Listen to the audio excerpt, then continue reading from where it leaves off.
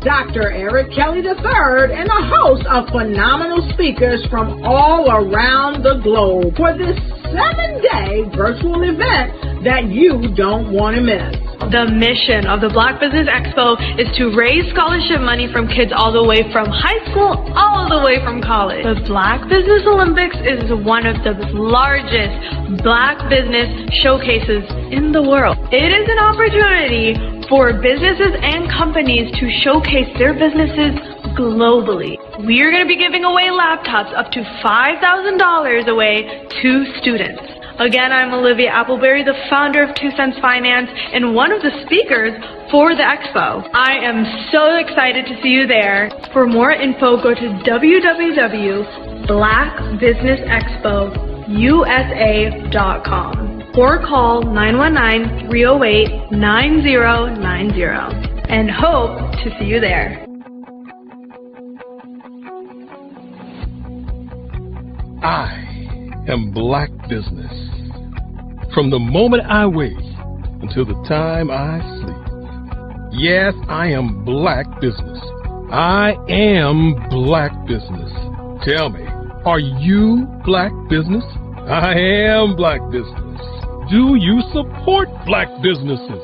Listen, I support Black business because I am Black Business. Black Business Expo, one of the largest business showcases in the history of Black business in the world. The world! Sign up today at www.blackbusinessexpousa.com or call 919-308-9090. I am Black Business. I am Black Business. From the moment I wake until the time I sleep, I am Black Business. I am Black Business. Are you Black Business? I am Black Business. Do you support Black businesses? I support Black business because I am Black Business. Black Business Expo, one of the largest business showcases in the history of Black America in North Carolina. Sign up today at www.blackbusinessexpousa.com or call 919-380-9090. I am Black Business. I am Black Business. From the moment I wake until the time I sleep, I am Black Business. I am Black Business. Are you Black Business? I am Black Business. Do you support Black businesses? I support Black business because I am Black Business. Black Business Expo, one of the largest business showcases in the history of Black America in North Carolina. Sign up today at www.blackbusinessexpousa.com or call 919-380-9090. I am Black Business. I am Black Business. From the moment I wake until the time I sleep, I am Black Business.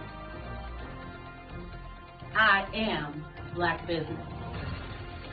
Are you Black Business? I am Black Business. Do you support Black businesses? I support Black business because I am Black Business. Black Business Expo, one of the largest business showcases in the history of Black America in North Carolina. Sign up today at www.blackbusinessexpousa.com or call 919-380-9090. I am Black Business. Dr. Eric Kelly III and a host of phenomenal speakers from all around the globe for this 7-day virtual event that you don't want to miss. The mission of the Black Business Expo is to raise scholarship money from kids all the way from high school, all the way from college.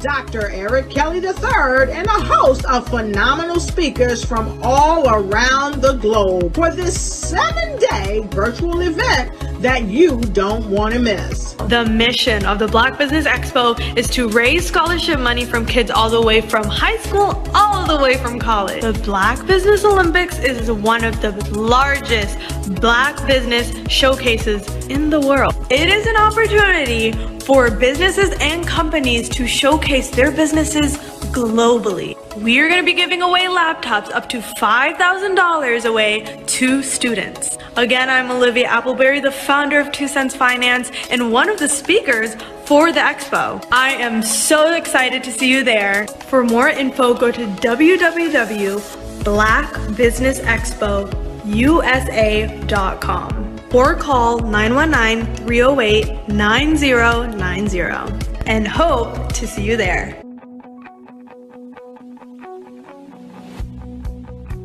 I am Black Business. From the moment I wake until the time I sleep.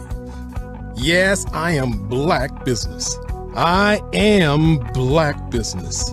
Tell me, are you Black Business? I am Black Business. Do you support Black businesses? Listen, I support Black business because I am Black Business. Black Business Expo, one of the largest business showcases in the history of Black business in the world. The world! Sign up today at www.blackbusinessexpousa.com or call 919-308-9090. I am Black Business. The Black Business Expo is changing my life. This year, they are giving away laptops and even $5,000 in cash to students just like me. I'm Alexis, and I want to go to college to fulfill my dream of becoming an entrepreneur. Help the Black Business Expo going to www.blackbusinessexpousa.com and also becoming a vendor, a sponsor, or donating. The Black Business Expo's mission is to raise funds for high school seniors going to college or K-12 entrepreneurs. This expo is a fundraiser for students. Please, you may go to www.blackbusinessexpousa.com to donate to the scholarship fund or use the Cash App at $BBXUSA. Our goal is to give laptops and up to $5,000 to 10 students. Students can register online at www.blackbusinessexpousa.com. Every dollar counts. Please donate to the Black Business Expo USA Scholarship Fund.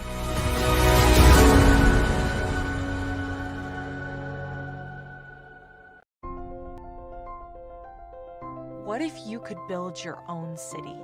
A place where every child can find nurturing people to help them achieve their full potential.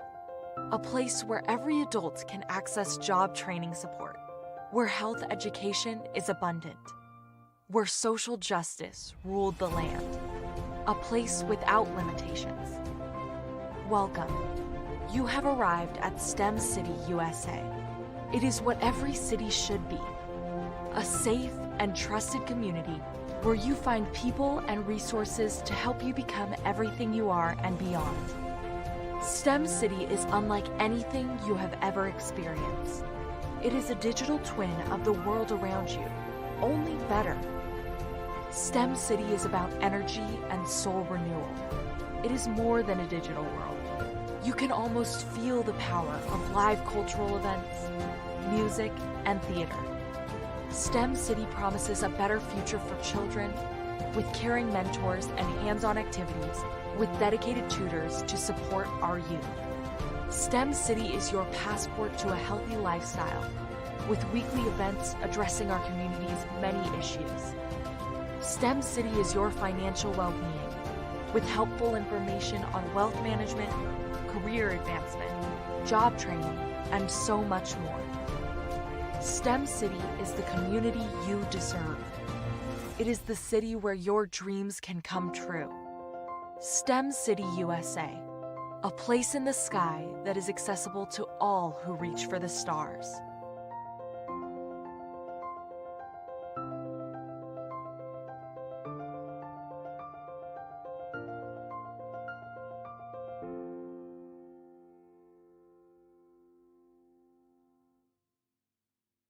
Artist to me is a creative expression of something from nothing. You know, it explodes onto the canvas, or it explodes on in my work.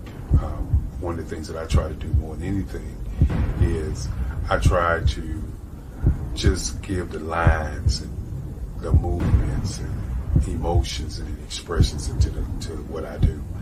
Art really means to me a chance to express how I feel deep down inside.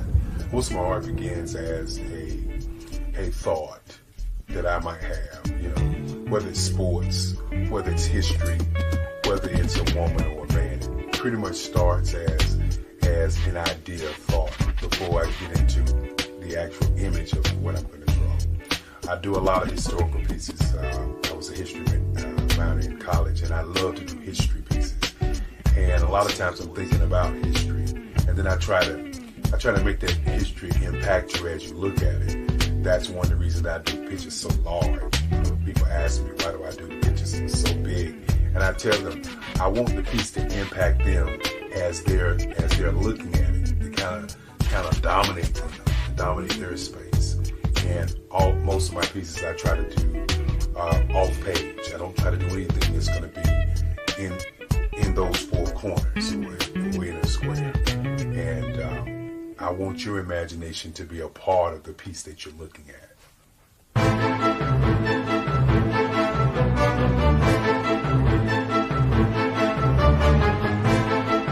Phenomenal Tanya T. Wise, who is here from the great state of Maryland. Tanya, welcome and thank you for being with us today. Can you indulge our audience a little bit and tell them just a little bit more about who you are and what it is that you do? Well, I love being able to talk to people and have a magnetic attitude, being able to just show them. So I always like to say, level up is Coach at Tanya T. Wise here. So can you tell our audience, just give them a teaser about what your presentation will be about?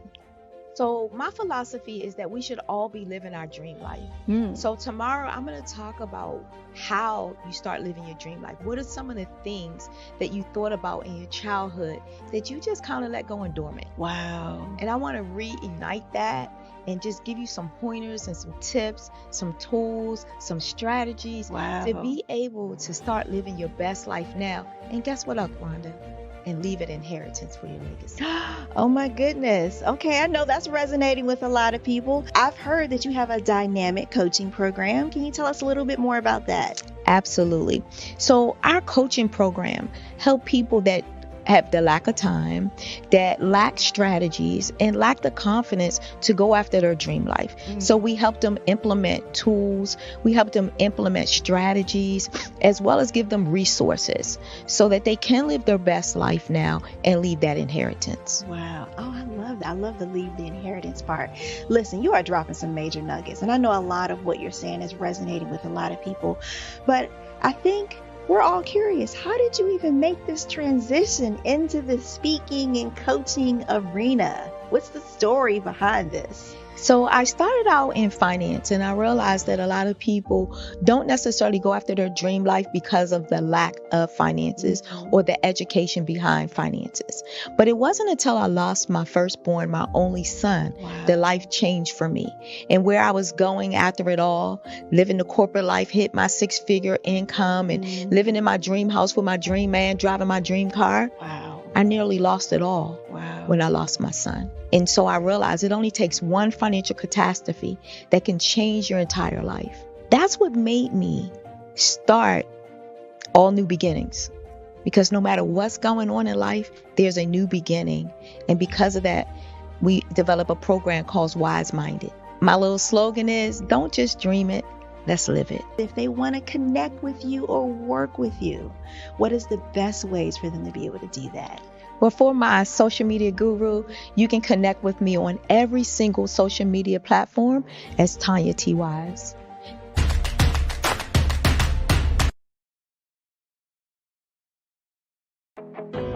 I am Black Business. From the moment I wake until the time I sleep, I am Black Business. I am Black Business. Are you Black? I was born in a little village on the island of Haiti. Many deadly diseases pounded me. It is as if they were on a mission to end my existence on this earth. I refused to give up. In 1983, I left Haiti and came to the United States of America. And I came with $5, 2 shirts. I didn't speak any English. I came to Atlanta. I got a job. I was a doorman. I was a doorman with a dream. What I used to come on stage. I'd rehearse this moment that I'm standing in front of you. That's the power of a dream. Maybe today is the day you begin acting as if you already have it. And then step out with full force. Take a risk. No condition is permanent. Don't let your situation distract you. You are chosen. You are called. You are born for a purpose in this life. Did you know women represent just 3% of Fortune 500 CEOs and less than 15% of corporate executives at top companies worldwide? Have you wondered what the secrets are to getting into the top ranks, whether in the private or public sector? Do you want to figure out how to stop being held back in your career or passed over for promotion? Then you're in the right place. Hi, I'm Dr. Madeline Ann Lewis, President and CEO of the Executive Women's Success Institute. I have decades of experience in the military, the federal government, and corporate America, and my mission is to help women succeed and tap into their full potential. I want to reach 1 million+ women around the world to become the leaders they are meant to be. So if you want to move into a management or executive level position, or maybe you are a female veteran transitioning out of the military into business entrepreneurship, then reach out to the Executive Women's Success Institute at 301-693-3284. Let us get you on the fast track to success.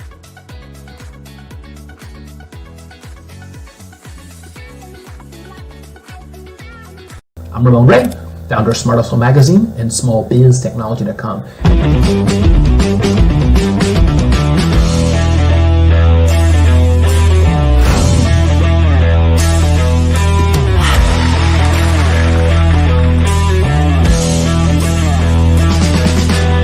You're here today to celebrate small business success. Stand up on your feet. You rocked the house. It was amazing. Didn't we learn? For me, success comes from... Are you aware that showing off your expertise can gain customers and position you as an expert in your industry?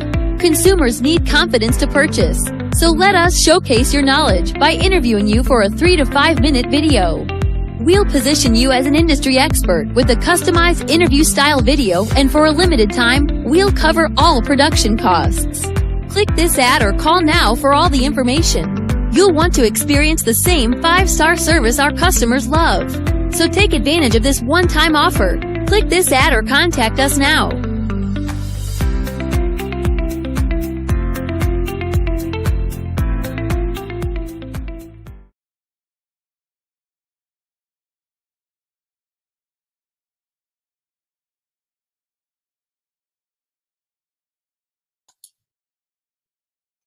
Hi, I'm Barbara Smith.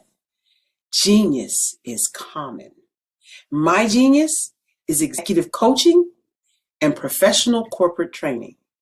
As the master executive coach and corporate training ambassador for the Genius is Common movement, I help business owners craft their stories in such a way that you know exactly what they do, what they have, and what they bring to the table.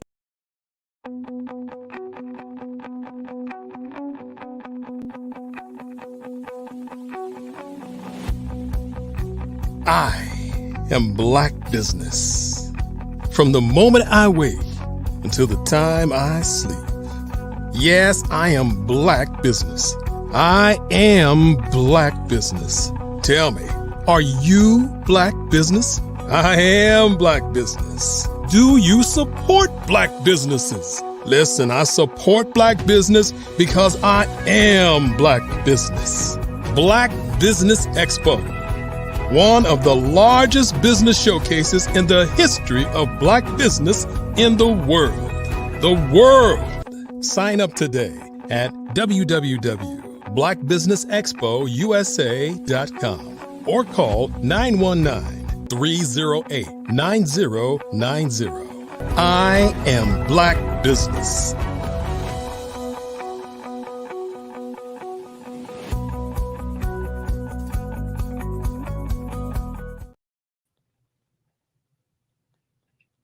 Good morning, business owners, entrepreneurs, thought leaders, and corporations. Welcome to the Black Business Network. My name is Cordelia Gaffar. I'm your business moderator for this morning on the Black Business Network. The Black Business Network is a 24-hour business network showcasing Black businesses, business owners, entrepreneurs, and thought leaders worldwide. We have speakers from North Carolina, London, Singapore, Africa, Japan, and cities all over the United States. The Black Business Network is a global community sharing its knowledge to empower, inspire, and educate businesses about business. So today, we have the pleasure of meeting and having a fireside chat with Sydney Wormsby.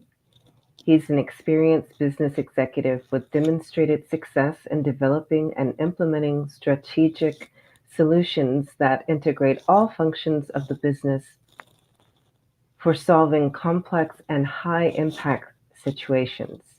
He has proven results in leading teams for business, startups, business turnarounds, and transformations, new product development, and implementation of Six Sigma and total quality management techniques. In addition to owning and leading his own organization for almost a decade, he has held significant roles for some of the top Fortune 100 companies, including global product management and business development for JP Morgan Chase Investor Services, leadership of the PepsiCo retail restaurant business units, leadership of the retail banking business unit for Citigroup, and plant management for Eastman Kodak's office equipment division. Throughout his career, he has displayed an ability to establish compelling visions, set clear objectives, and inspire staff that has resulted in high levels of performance. Welcome, Sydney Wormsby. Good morning, Miss Cordelia. How are you? I'm well. What a treat to see you today. Yeah, glad to be here. Thanks for having me. Absolutely. So, what strategies would you recommend to businesses as they're closing out 2023 and moving towards 2024? Well, it's interesting you should ask about that because I'm going to be doing some talks around just that later today on this program, as well as in some workshops I'm doing coming up. And one of the things at this time of the year that all businesses and all business owners, all business managers should be doing is really both a combination of assessment and reflection and prediction and looking forward, planning, prediction and planning. So, assessing where they are today. It's the end of the year for most fiscal calendars for businesses. So they should be assessing, what have we done? What have we accomplished? What went well? What didn't go well? Kind of the pluses and minuses, the deltas, and changes that need to take place. And then, based on those changes that need to take place, putting in plans, procedures, systems, et cetera, that are going to kick them off to a great start for the new or upcoming year. So that should be the focus for most businesses right now, is really looking back at what they accomplished or didn't accomplish, and then making some plans, from very specific concrete plans for where they want to go, for this next year. And even if they did well this year, they should be looking at the same thing. What worked? And if it worked, is it something that is there something we could have done to make it, even plus out better, more? Or is there something that we should be looking to do, to keep, this growth, this change, this improvement moving forward, going into next year? So, are there any trends that you are seeing that they could move towards? Well, clearly there are specific things that drive success in all businesses. So, although most of us think that, our business, whatever that is completely unique, different, you wouldn't understand because you've not been in my shoes, It's just not true. Business is business. Now, the specific product or service that you provide is different, but the business of business is the same. And so it's the same things that drive business growth in all areas and all segments. And it's only 5 areas. That's not a secret. It's not like, I invented them or only I discovered them. No matter what business I managed or ran, no matter what business I owned, no matter what business I coach, it's in these same 5 categories over and over and over again that growth is going to come from. So your strategies need to be what works in each one of those. If you're looking to make change, then you need to be making change in these areas. What are the 5 areas? Because people are like, okay, what are they? What are the 5? Come on, give me. That's the teaser. That's that. So the 5 areas really are lead generation. So how do I get more leads? How do I convert more of those leads into actual sales? I always say, how do you get a stranger to hand you money? That's conversion.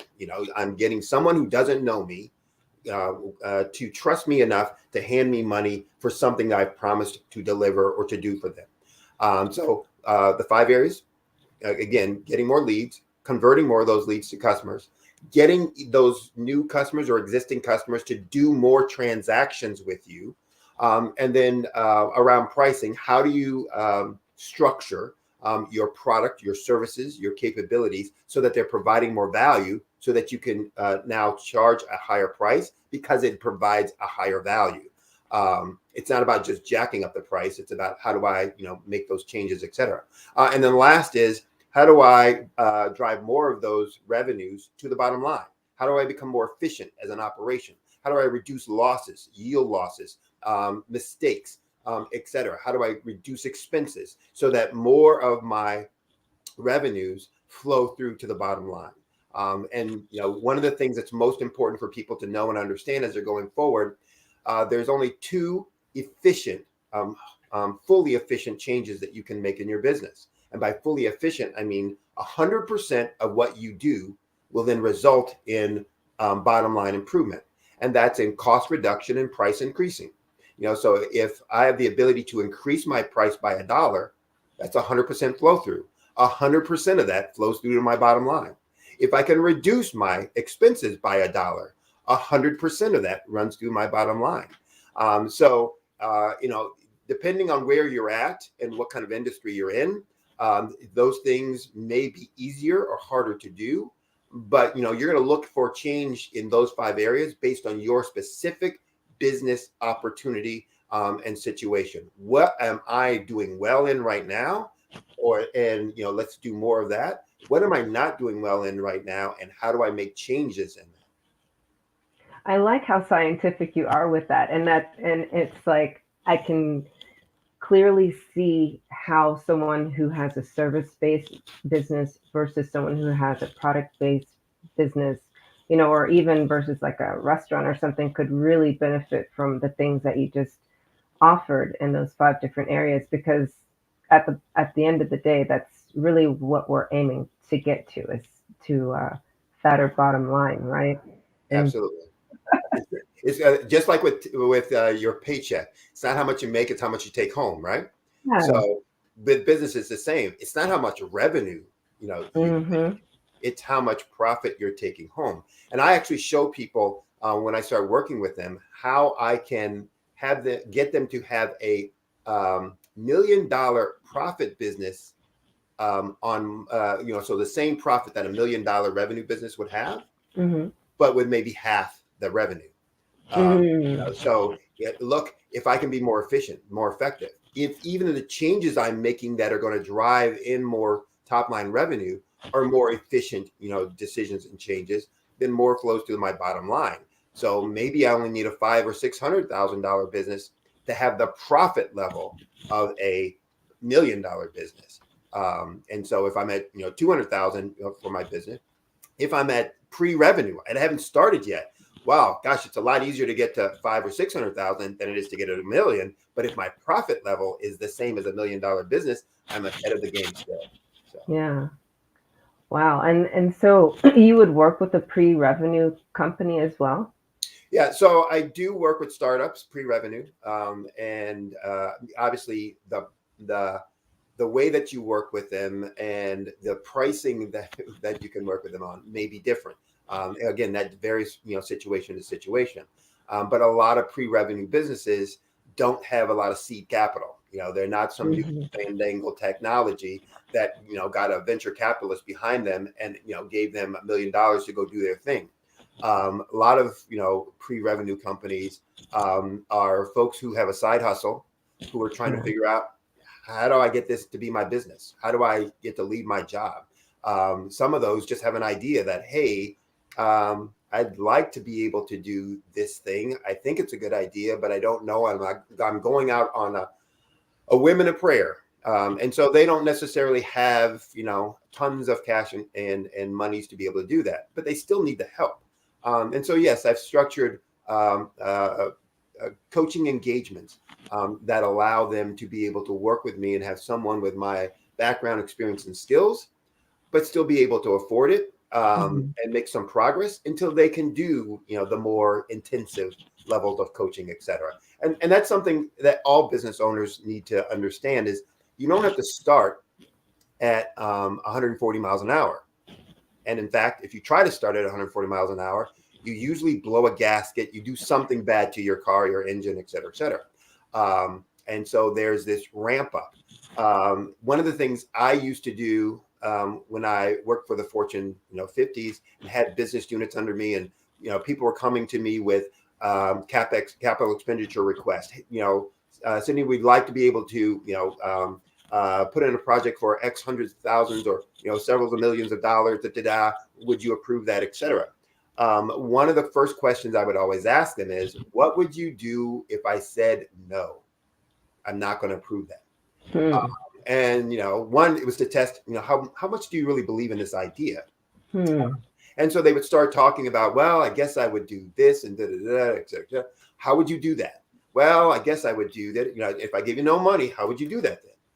And they would come up with if they really had thought it through or believed in it, et cetera. And if they hadn't, I'd say, well, then go back and answer that question. But if they had, they would come back with these, situations or specifics around what they would do, how they would structure it. That would be changes that would be no cost. And I say, then go do that. And when you go do that, we'll have some learnings, we'll have some input, we'll know and understand some things, but you will also be able to prove, your theory right, et cetera. And so I love that. Yeah, and there's a lot you can do with no money. Yeah. When I managed a business, I won't say with company, but I, basically was told you got to manage this, manage this business on whatever your business generates. And it was a startup, even for this Fortune 50 company. Wow. And so at that point I said, okay, well, this is what I want to accomplish. This is where I want to get to. I need to get some marketing, for, what's going on here. I don't have any marketing dollars. And so I went out to folks, businesses, organizations out in the community already doing business, and went to them straightforward and said, I have no marketing dollars, but here's what I'd like to do. And I'd like to figure out how I can partner with you to make that happen. What can I do to help you? And here's what I have. I have this that I think might be a benefit and use to you. How can you use that? Or here's some ways I think you can use that, et cetera. And it was amazing the amount of yeses that I got in terms of, yeah, we can work this way, et cetera, et cetera. So I got a lot done having no dollars to grow the business, just based on looking at, those kinds of things. So yes, there's a lot that can be done with little or no money. And one of the things that I do with my clients is to show them. So all of the strategies I'm coming up with cost them no extra money. So all the things and all the changes, their process changes, their system changes, their procedure changes, their behavior changes. And so they cost no money. And so if they cost no money to implement, and because of the nature of them, they're also quick to implement. We don't have to wait for money to come in. We don't have to wait for a loan. We don't have to wait for somebody to approve it. It's a behavior change. How long does it take me to change my behavior? If I want, just like that, right? Yeah. How long does it take me to change a procedure? Even in the most scientific processes and structures, they're a lot quicker than buying and building new equipment, or creating new plants, or creating a new marketing campaign, advertising campaign, et cetera. So they're quick to implement, no cost, and therefore quick to have impact. So I'm generally able to get my clients to double their profits in less than 12 months, based on these kinds of things. So it sounds like it's mostly just like ways of being, and making superior choices and just totally believing in yourself. And so it is all of those things, and more. So it's more than that, but I'm just saying like those things. But what I mean by the more meaning foundational. Exactly. So the foundation is those things. It's what you do, how you do it, and the kind of energy and enthusiasm you bring to it, the intentionality you bring to it. Now, when you have more money, you can do more things. That just says, oh, wow, gosh, I can now make this on steroids. I can, supersize this. I can I can automate it. I can do all these other things that will make it happen faster, further, serve more people. But I don't need to start relationship building part. Yeah. There's one other part that you mentioned. I guess that would be 4 things, and that's the relationship building part, because that's something that you can't AI, So that you can't what?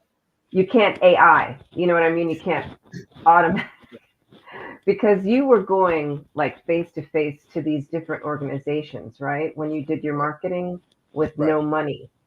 And I don't think that at any level that the human relationship building part, I don't think that ever goes away. It always has to be part of building a business. Absolutely. Every part of your business requires, a good EQ skills. And for those who don't know, emotional quotient and skills in terms of the soft skills, your ability to communicate, your ability to relate with others, the ability to play well in the sandbox, so that, hey, folks want to do business with you. Folks trust doing business with you. And it's the same as when we're picking friends, right? There's no difference. There are some people who say, nah, I am not going to, allow them to get closer because I don't trust them yet. I'm not quite sure I really know what they're about and what their objectives are. So I'm going to, keep them at arm's length until we know them better. And we want to pick those people as close friends, and we allow those people, closer in, that we start saying, they got my back. They have my best interest at heart. Even if they're doing their thing in a way that is not going to harm me at minimum, or that's going to also assist and help me at best. And so relationships are important in all aspects of business, whether you're a startup, a turnaround, a going concern that's about to explode, whether you're talking about designing products, marketing a product or service, changing your company, no matter what it is, that's going to be important and critical for you to be able to move forward with your business and to have success and to bring others into or enroll others into your reality, your vision, etc. So all of those things, yes, become critical and important for success of business. People, relationships can't be minimized or dismissed if you want to have success.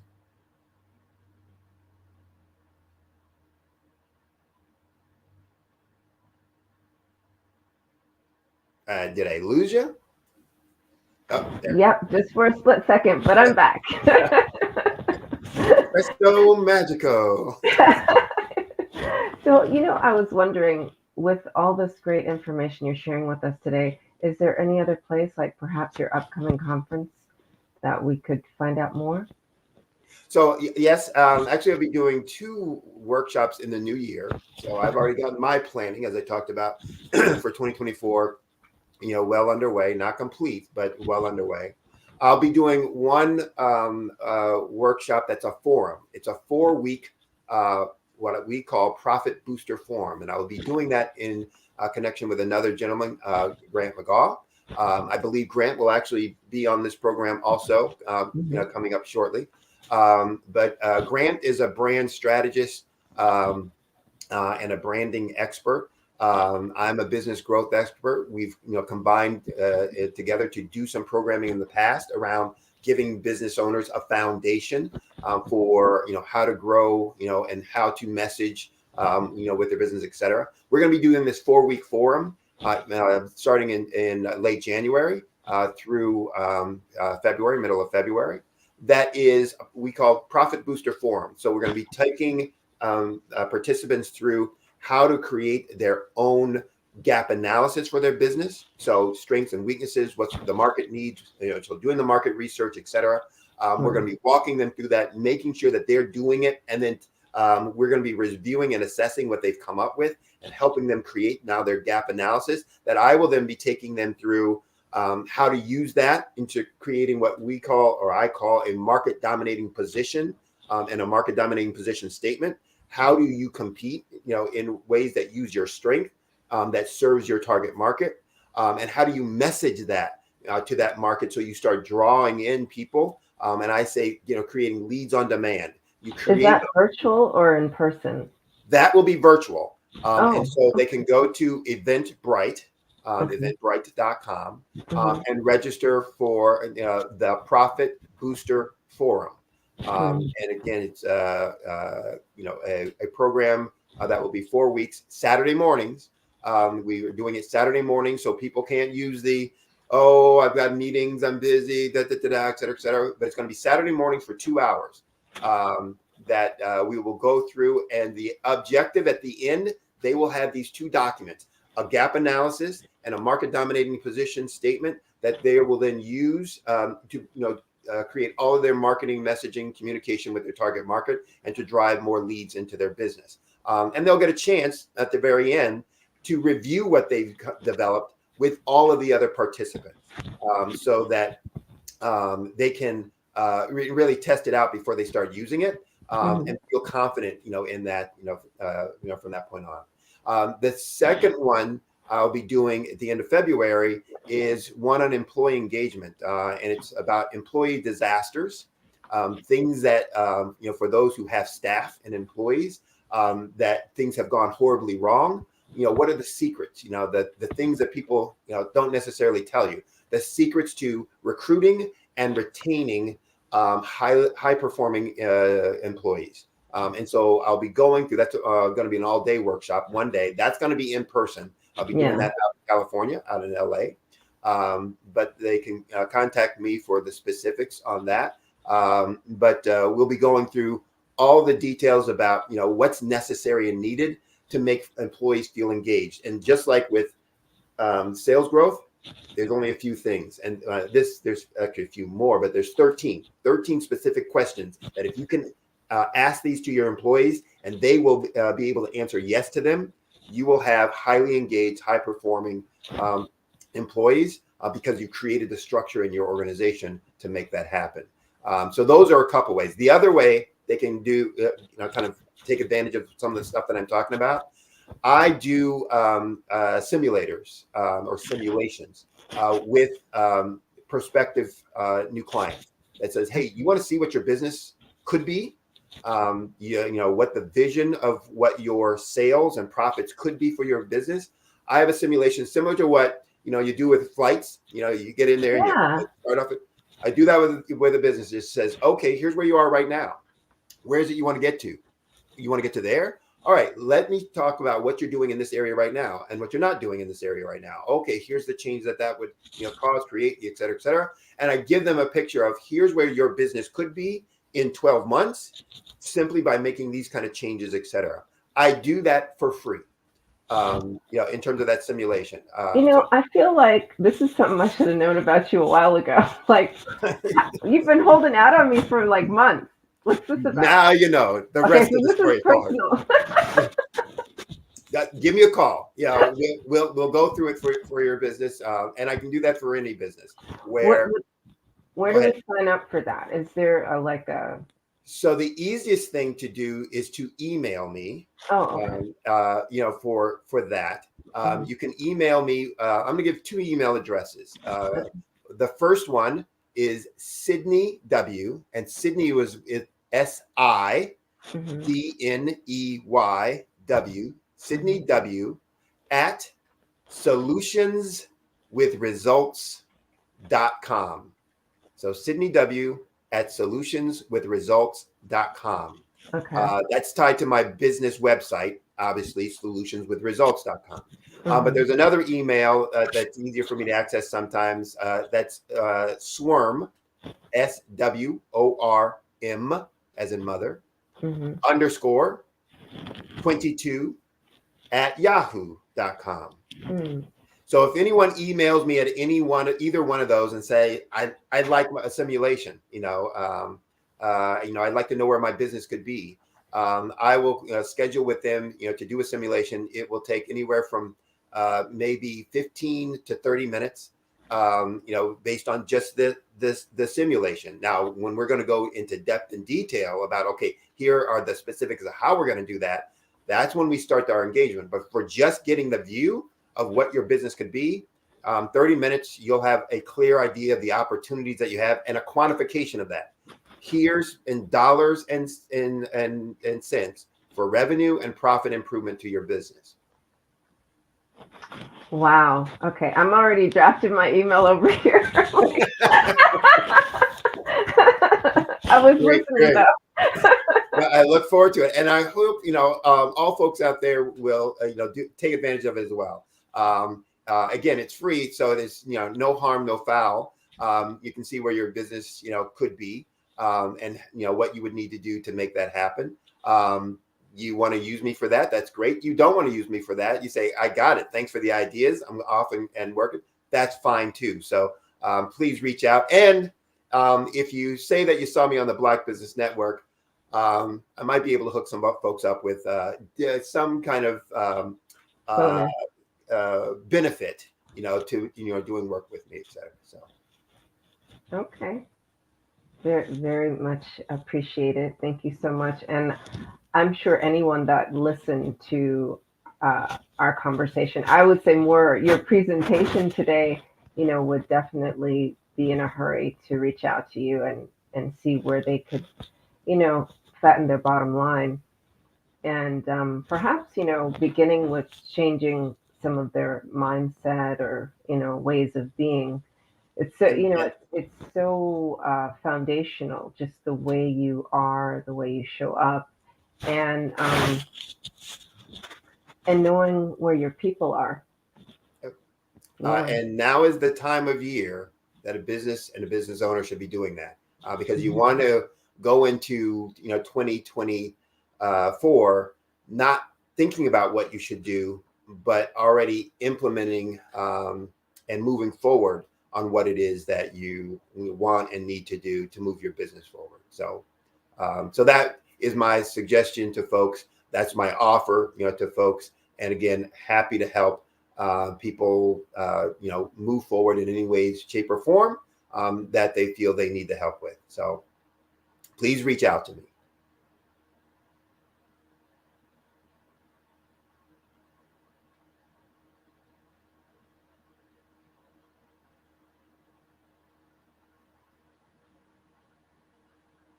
Yep, I think we lost you again. Yep, there you go.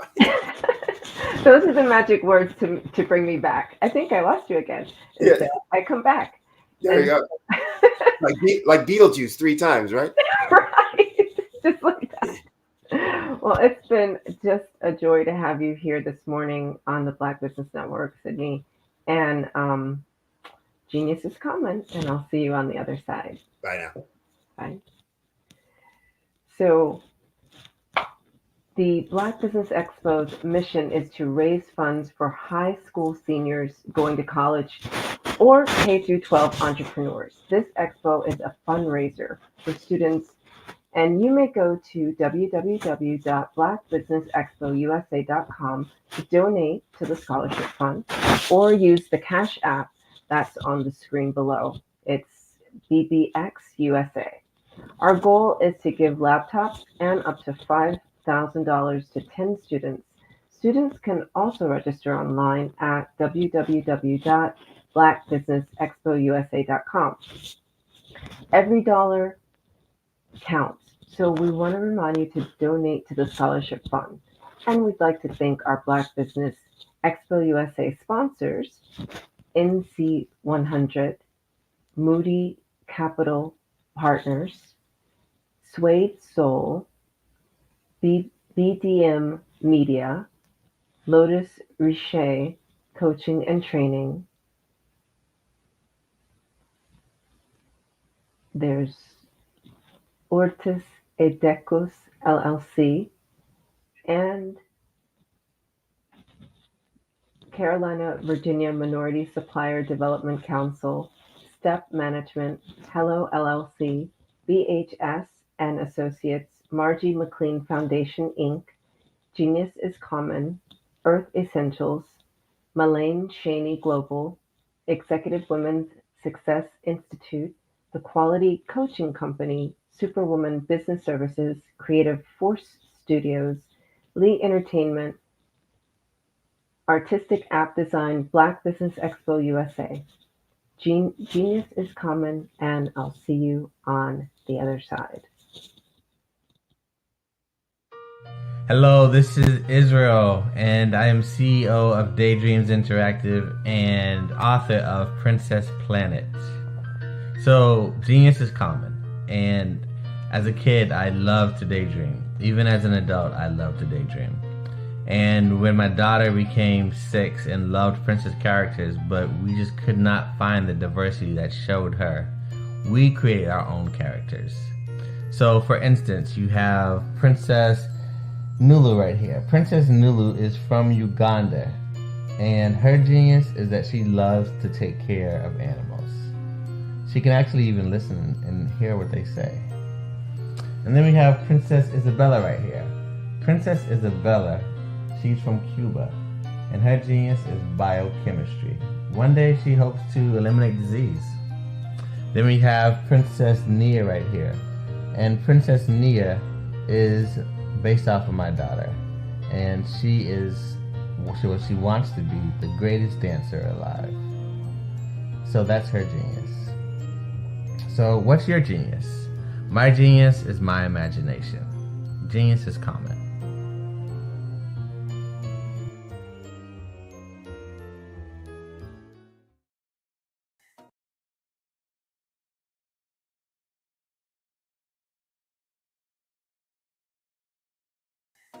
Hey guys, my name is Caden. I'm the CEO of Caden Teaches, and my genius is teaching kids about financial literacy.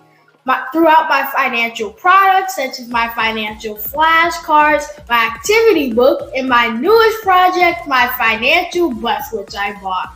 And on the bus, it has a mock bank where kids will learn how to deposit and withdraw money, a mock grocery store where kids will be able to learn how to have a family budget, and a mock stock exchange where kids will even be able to learn how to invest in stocks.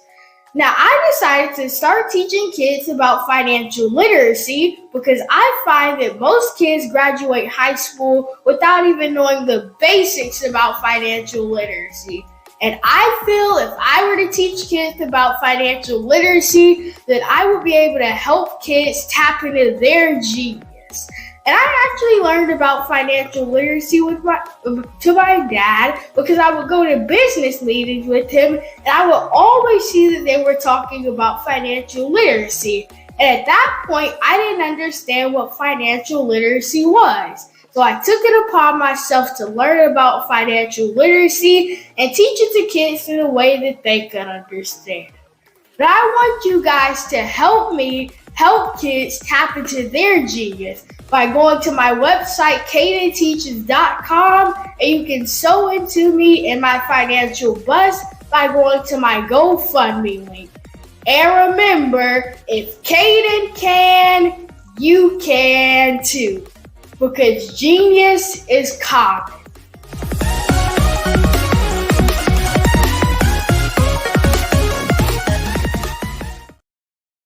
Over the past few years, we've seen the growth of existing and new initiatives focused on financial inclusion, building global networks, and reducing the wealth gap in response to the idea there's not enough seats at the table.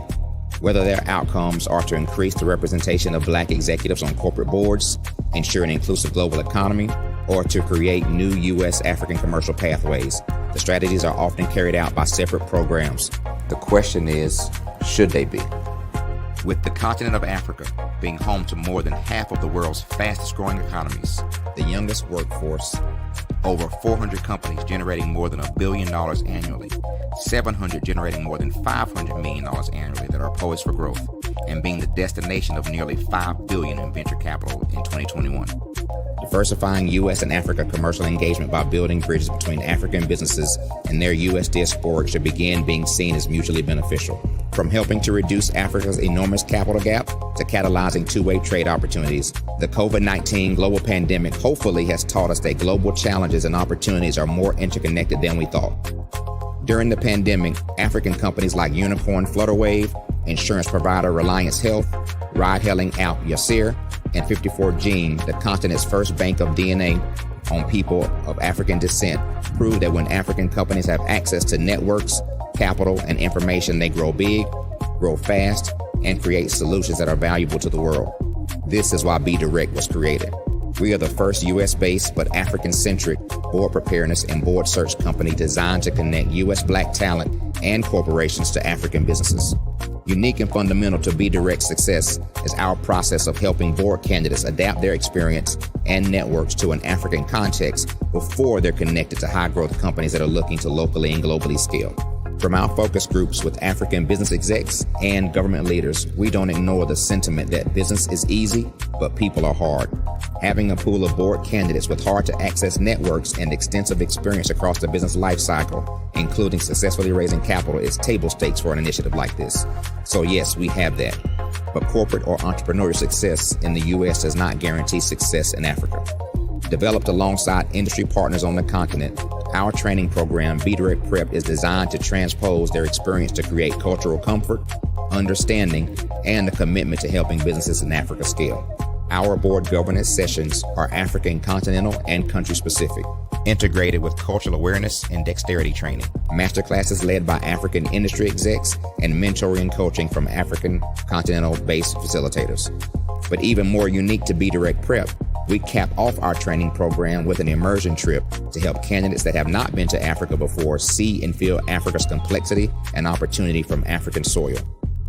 We all know traditional network-based board placement has historically left a lot of us out of ever really being in the paid board pipeline.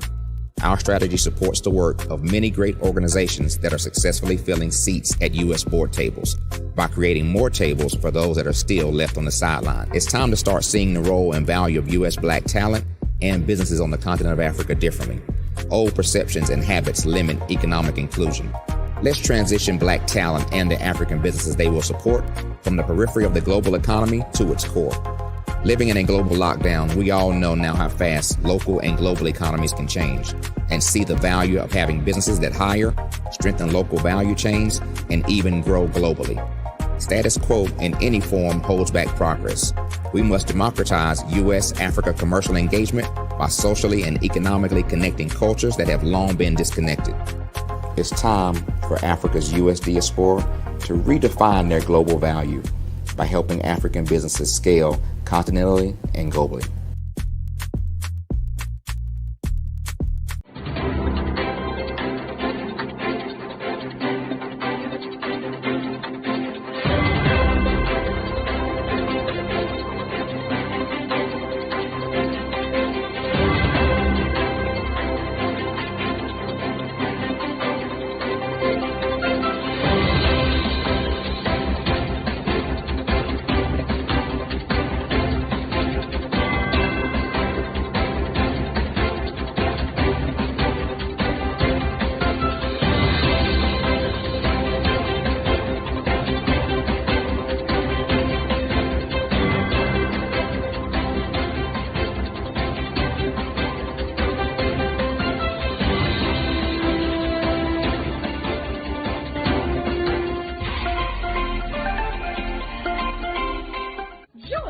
Dr. Eric Kelly III and a host of phenomenal speakers from all around the globe for this 7-day virtual event that you don't want to miss.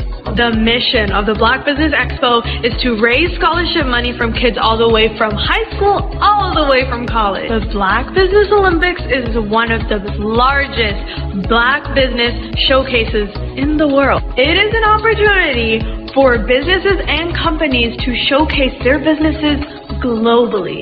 We are going to be giving away laptops up to $5,000 away to students.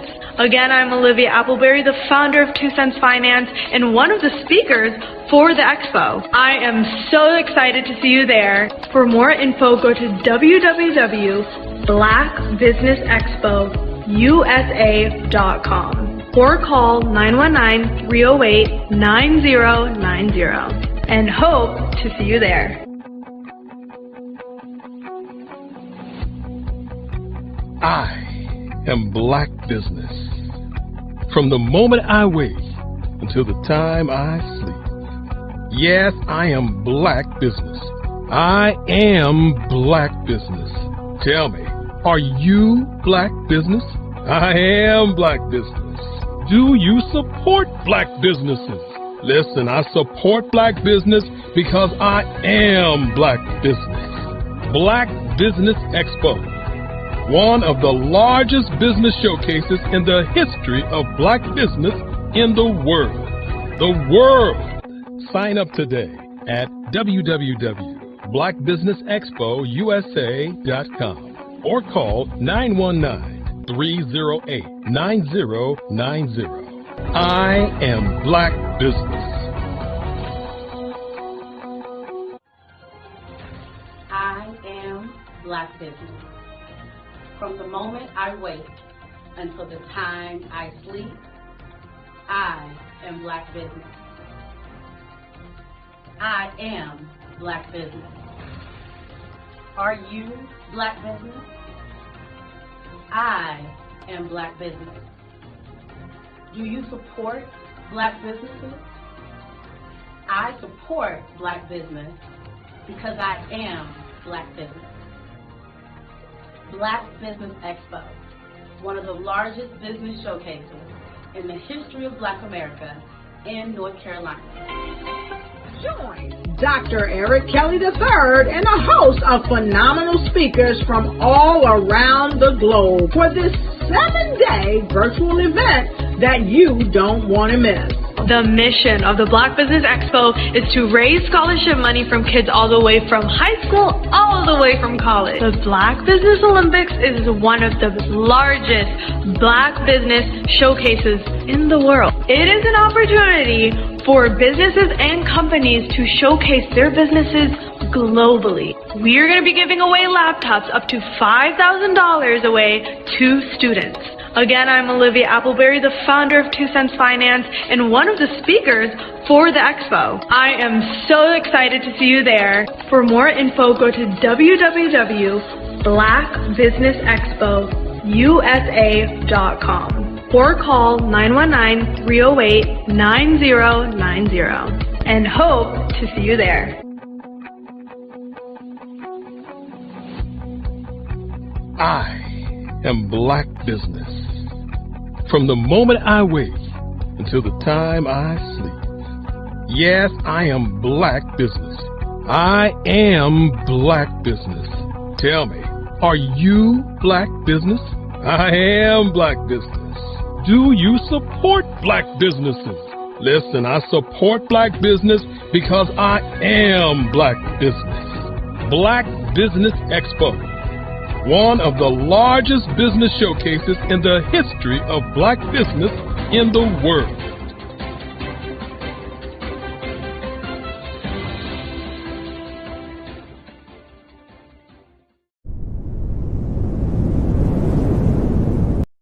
I am from Washington, D.C., but I was raised in Durham, North Carolina. I came to Durham when I was about 5 or 6. And then I travel back and forth to D.C. because it's where my people are from. One of the unique things about my family is my mother, she's also an artist. She does quilting. And she does a lot of artistic things. And then my son, he draws with both hands, his right hand and his left hand like I do. So that's kind of a family trait. And then my other son, he's a videographer. And my daughter, she works, she's a regional vice president for Sunglass Lab. When you start out drawing and sketching, you want to continue to explore, each avenue. I do pastels, I do pen and ink, I do painting, I do acrylics. I haven't done oils yet, but I try to do all facets of art. What I say to a lot of times to people is, you can't put yourself in a box when you're an artist. You have to explore. And over the course of my life, I've tried to explore different mediums. I also do sculpture as well. I choose my subjects by the intensity that they have in their faces or the intensity that somebody is moving, because I do more than portrait drawings. I also do I do abstract, and then I do figurative drawing also. Well, what happened in this particular show is that I started out trying to come up with something that would be a little bit different than what everybody else is doing. So I was working on a Barack Obama show, and they wanted me to do some paintings of Barack. And so what I did was, because of the deadlines, I kind of did it kind of fast. And then I realized when I was doing it fast, I enjoyed it. And so then I started doing other pieces the same way, and I started to enjoy those pieces also. And so I came up with this particular style, and it's a style of lines and colors. And what's interesting is that when I was in college, I did a show called Lines, Colors, and I talked about the boldness of the blacks, the hotness of the whites, and this is how this has come about, later on in my life. And the colors comes from a lot of the entertainers that I work with, where they wear different colors. They don't wear, your plain reds or your whites. They wear different colors, and so that's also another piece of what's giving me the colors. The subtitle of this show is Faces That Speak Life. That's real critical. Faces that speak life. Each one of these pieces is a life source and a life energy that's being put on display for people that are looking at it. I always say in terms of my art, it's not important that I draw them. It's important what you get out of what I draw. You know, I don't try to just draw it because you like it. People wanted me to do prints. I didn't do prints. You know, people asked me to do different people, but the people that I choose are people that make a difference in the lives of people in the world. So the human landscape idea was, again, as I say, the lines represent your emotions, it represents your ideas, and it represents your journey as a human being. And that's why you get the different pieces and the different looks. And as you notice, I try not to do one look that looks alike another look. And that's what's the most important part of this show.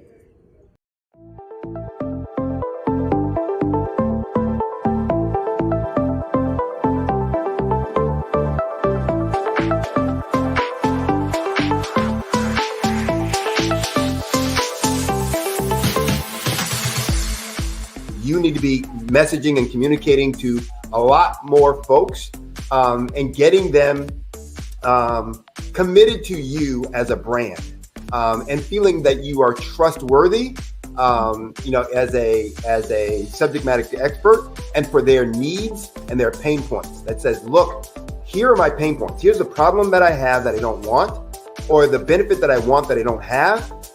And Grant and Sydney understand that and are giving me information to be able to assist, in my eliminating those pain points.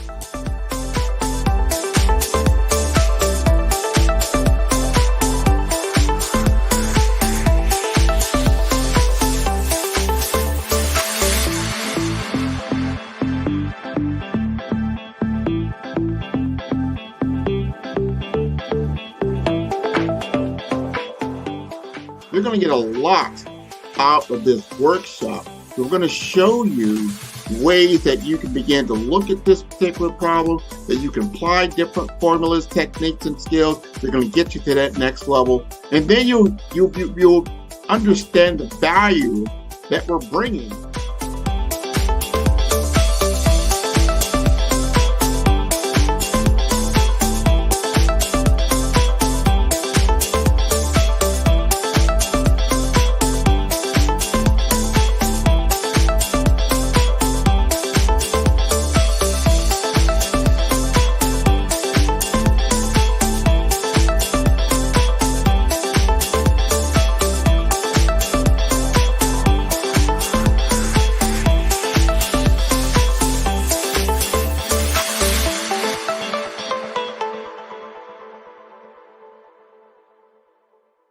Sometimes you got to hear the news from the Black perspective, and more specifically, Black publishers. And that's exactly why you have to download the HeyTie app, the largest mobile app delivering breaking news, videos, and podcasts from 200 of your favorite Black publishers. Yes, 200 Black publishers delivering news as it happens, literally all in one app. Go to HAYTI.com or download the app in the Google Play Store or Apple App Store. It's completely free, along with information that you can trust, so go check them out. Did you know that our Black dollar only lasts for 6 hours in our community? Yet other communities, their dollars last for 19 to 30 days. The Black Wall Street Nation. Black Wall Street Nation. Yes, that's why we created the Black Wall Street Nation. Black Wall Street Nation is a centralized directory available to all Black businesses across the world. It was created for businesses like you, the ones that want to start and the ones who have a dream that have already started, such as businesses like Drop in a Bucket Productions, Valito Foods, Sugar Tea Branding Firm, All the Dazzle, Bun Cakeaholic, Miss Riot, and you. We'll have marketing, seminars, and some funding coming soon just for you. So, we want you to come and join us. www.blackwallstreetnation.com. See you there.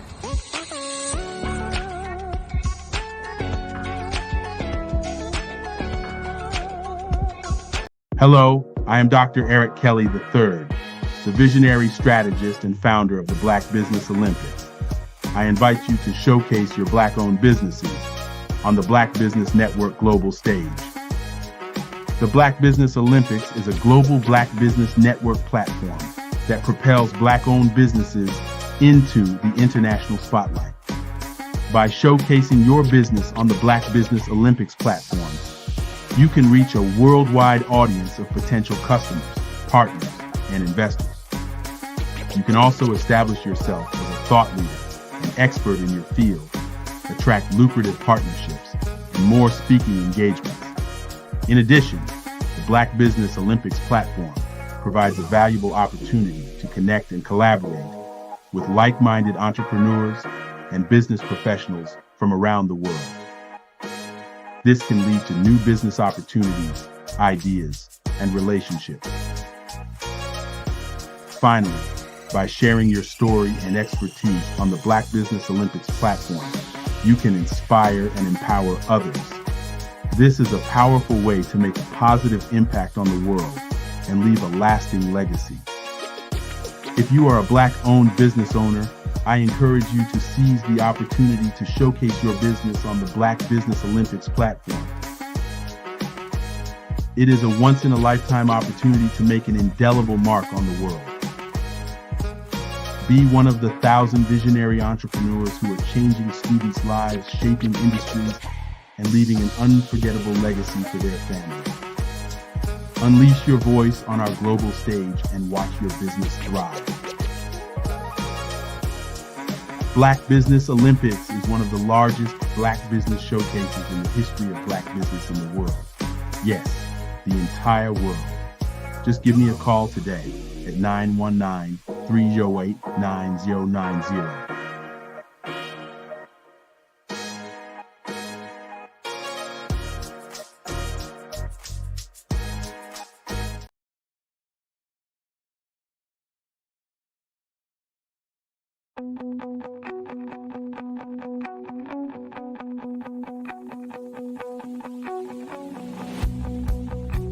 I am Black Business. From the moment I wake until the time I sleep. Yes, I am Black Business. I am Black Business. Tell me, are you Black Business? I am Black Business. Do you support Black businesses? Listen, I support Black business because I am Black Business.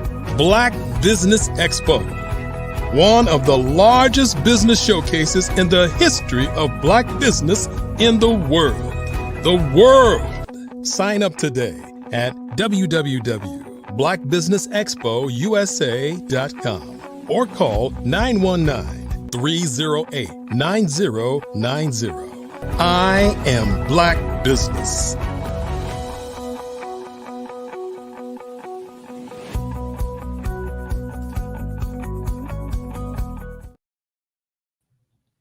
Good morning, business owners, entrepreneurs, thought leaders, and corporations. Welcome to the Black Business Network. My name is Cordelia Gafar. I am your business moderator for this morning on the Black Business Network. The Black Business Network is a 24-hour business network showcasing Black businesses, business owners, entrepreneurs, and thought leaders worldwide. We have speakers from North Carolina, London, Singapore, Africa, Japan, and cities all over the United States. The Black Business Network is a global community sharing its business knowledge to empower, inspire, and educate businesses about business. Today, our speaker will be speaking on use mentorship as your success strategy. And our next speaker is John Riley. He is the VP of Business Services at AVA Intelligence. He has over 23 years of experience in the software application space, working for companies like Oracle and SAP. He has primarily worked in the consulting services sector, assisting organizations with their software implementations, business process changes, digital transformation initiatives, and the like. I present to you John Riley.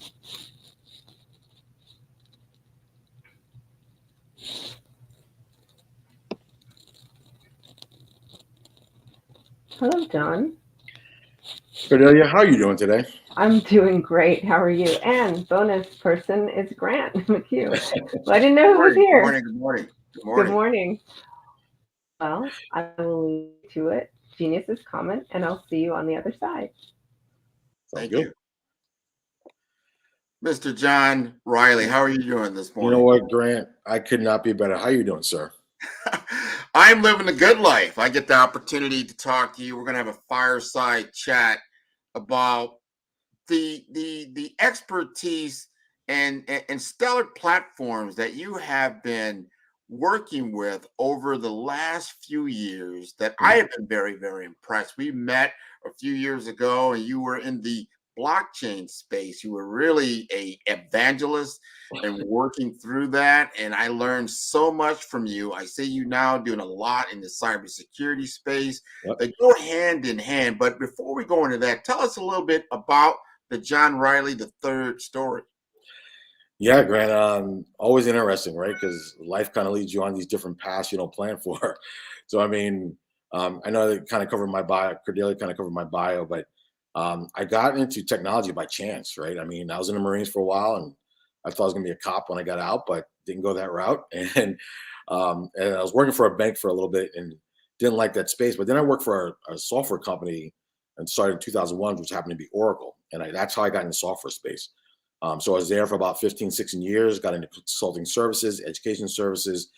And then as innovative tech started taking off, I decided I wanted to make that leap, right? And jump off the cliff into entrepreneurship and got into blockchain. And that's kind of where me and you cross paths then of being passionate about innovation, right? Is always the biggest thing. And blockchain was that for me. When I got into it, I was seeing the value it could provide to companies, what it could do. And even though it was early on for a lot of people, still want to be that evangelist of, hey, this is something you need to be a part of. This is why you need to be a part of it. Here's how it's going to help you. And that kind of started going in as, you know, innovative tech grows and AI started becoming really big and got into AI as well. And as I got more into that, seeing the value, and I think a lot of people are starting to see the value in AI now with ChatGPT out, kind of opening everybody's eyes up. Wow, this is what the power of AI could do personally for us. And that brings in the other parts of, you know, cybersecurity comes into play because innovative technology needs to be secure because you have a lot of data. So really, as I got into this space and then meeting different people like yourselves and getting introduced to others and learning more, they were saying, okay, this is the area in the field to be in because it's never changing. You know, that old cliche of, you know, technology moves every 2 years is how it jumps. But now it's every, let's say, 4 months.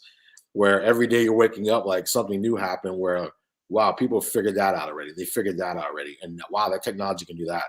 And that's what I love about it because it's never ending. You're always learning. You're consistently talking to others. You're getting knowledge. And then it goes into my why of I want to be of service. How do I help people? How do I help people understand this in an easy way?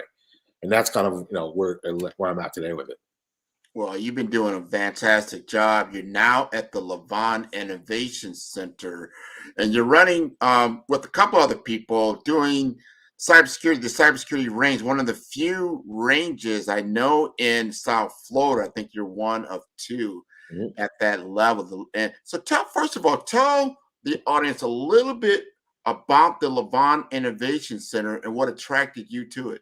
Sure. So Levant Innovation Center is located on Norva Southeastern University campus, and it's in their library on the 5th floor. It's a 55,000 square foot innovation center that has AI labs. It has a volumetric room where it captures your body in 3D, and you can use that and import it into commercials and marketing and everything else that it can do for you. It focuses on the growth of entrepreneurship. And then outside of that, really collaborating with other people, you know, for startups with investors and everything else that you need. And in there sits a cybersecurity range, which is like a 1,600 square foot cybersecurity range that's fully closed off. People, when they walk in there and I speak with them, it feels like you're walking into the Pentagon, which I love. And Grant, you've been there as well. So you kind of know that feeling, kind of that vibe you get when you walk in there, like, okay, we're going to do some serious business in here and learning about cybersecurity attacks on my personal systems and how we respond to it. And that's kind of where the value is in that range. It's really allows you to bring in executives and C-suite people to get an understanding of cybersecurity awareness training. And then also their technical teams, which are called the chief information security officers and their people to really test out their systems, what they call their incident response plans of saying, hey, if we ever got breached, how do we respond to this? How do our systems respond? Do we have the right peoples in place? So for us, that cyber range really is at the forefront of this growing space when you hear about all these data breaches going on globally, which is the biggest thing, right? It's not just in the United States, it's globally. And no matter what industry you're in, healthcare, manufacturing, financial services, every day there's a data breach. And you could be a large company, small company, you can even be in the government sector, and they're all getting breached. And people are learning like, wow, this is not stopping. How do I learn about this? And a lot of people are very nervous about cybersecurity because they think you need to be technical. And that's not the case. Really, what we focus on is a lot of cyber awareness of here's your responsibilities, C-suite, of now SEC has regulations that are holding C-suite accountable, and they're not aware of that. And that's a challenge in saying you have to report these incidents. So, and they're finding out that the ones that don't report it are finding out that people are reporting on them as well. I'll give you an example, Grant. So recently, a group did a ransomware attack on a company, and the company didn't want to report it to anyone and tell anyone. So what these hackers did was they informed the SEC and filed a complaint that these people were not in regulation, were reporting a cyber attack. Think about that. The criminals reported on to the government that a company that they hacked did not report to them they were hacked. That's how bad it's getting. And you're like, they're getting bolder and bolder, and people are realizing, oh, I won't tell anybody. You'd be surprised now. The government will find out eventually, and when they do, you'll get fined. But now the criminals are reporting you if you're not paying a ransomware attack. That's wow. I mean, all of these things are so important, especially for entrepreneurs and business owners, small business owners. They feel like, oh, well, I'm a small target. No one's going to target me. And then I don't have to worry about this. But we have learned that these cyber criminals are actually utilizing SMB businesses to even get inside of these even larger organizations. So they are a primary target. absolutely. And I think you nailed it. A lot of people don't realize, I mean, they're usually small companies that are working with larger companies to break in. So if they're using a third-party app or an app the small company has that's tied to a large company, they can get in there that way. So they're figuring out and every day new tricks of the trade of how do we crack this larger nugget. And if it's a smaller company who normally don't focus on cybersecurity, and they know that. They don't focus on checking their emails, who's right, checking the links that they click on, if it's from the right person. We know incidents here down in South Florida where one of the cities down here clicked on a link and sent $1.5 million to a construction company that they thought they were working with, right? It's that simple that they're not even like hacking into the system. They're doing it through what they call email phishing. So it's not about being technical. It's about being aware of saying, hey, this looks like it's from somebody I know.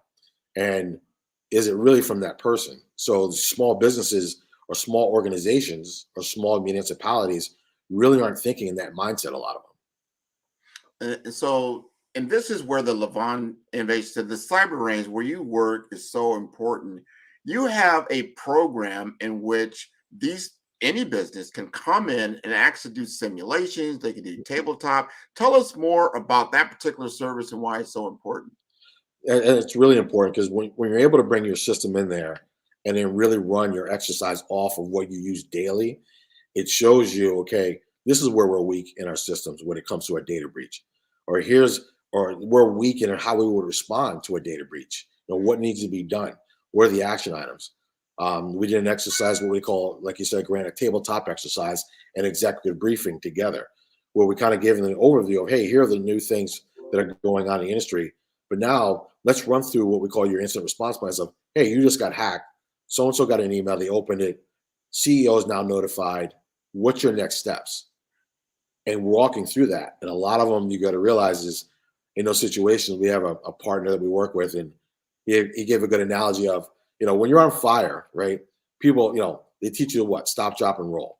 Yeah. Well, but what happens is when you see people on fire, what do? They just run, right? Because they're in that situation of they're not thinking and practicing that methodology. Well, it's the same thing with cybersecurity. When you get hacked, you don't think with your head clear. You're thinking, oh my God, we just got hacked. What did they get? How much money did they get? What do we got to do? How much money we got to pay them? It's not this thought process of methodically going through it in that emergency time of, all right, we got breached. Great. How much data did they get? Where do we block them at? Who do I call next? Do I need to send letters and do I need to reach out to the FBI? Do I need to do a press release? Do I need to call my legal team? Like, what are the steps that are along with that? And then what is your IT or your technical people? What's their next role? Okay, do we get people new laptops so they can start working? Do we have to shut down everything else?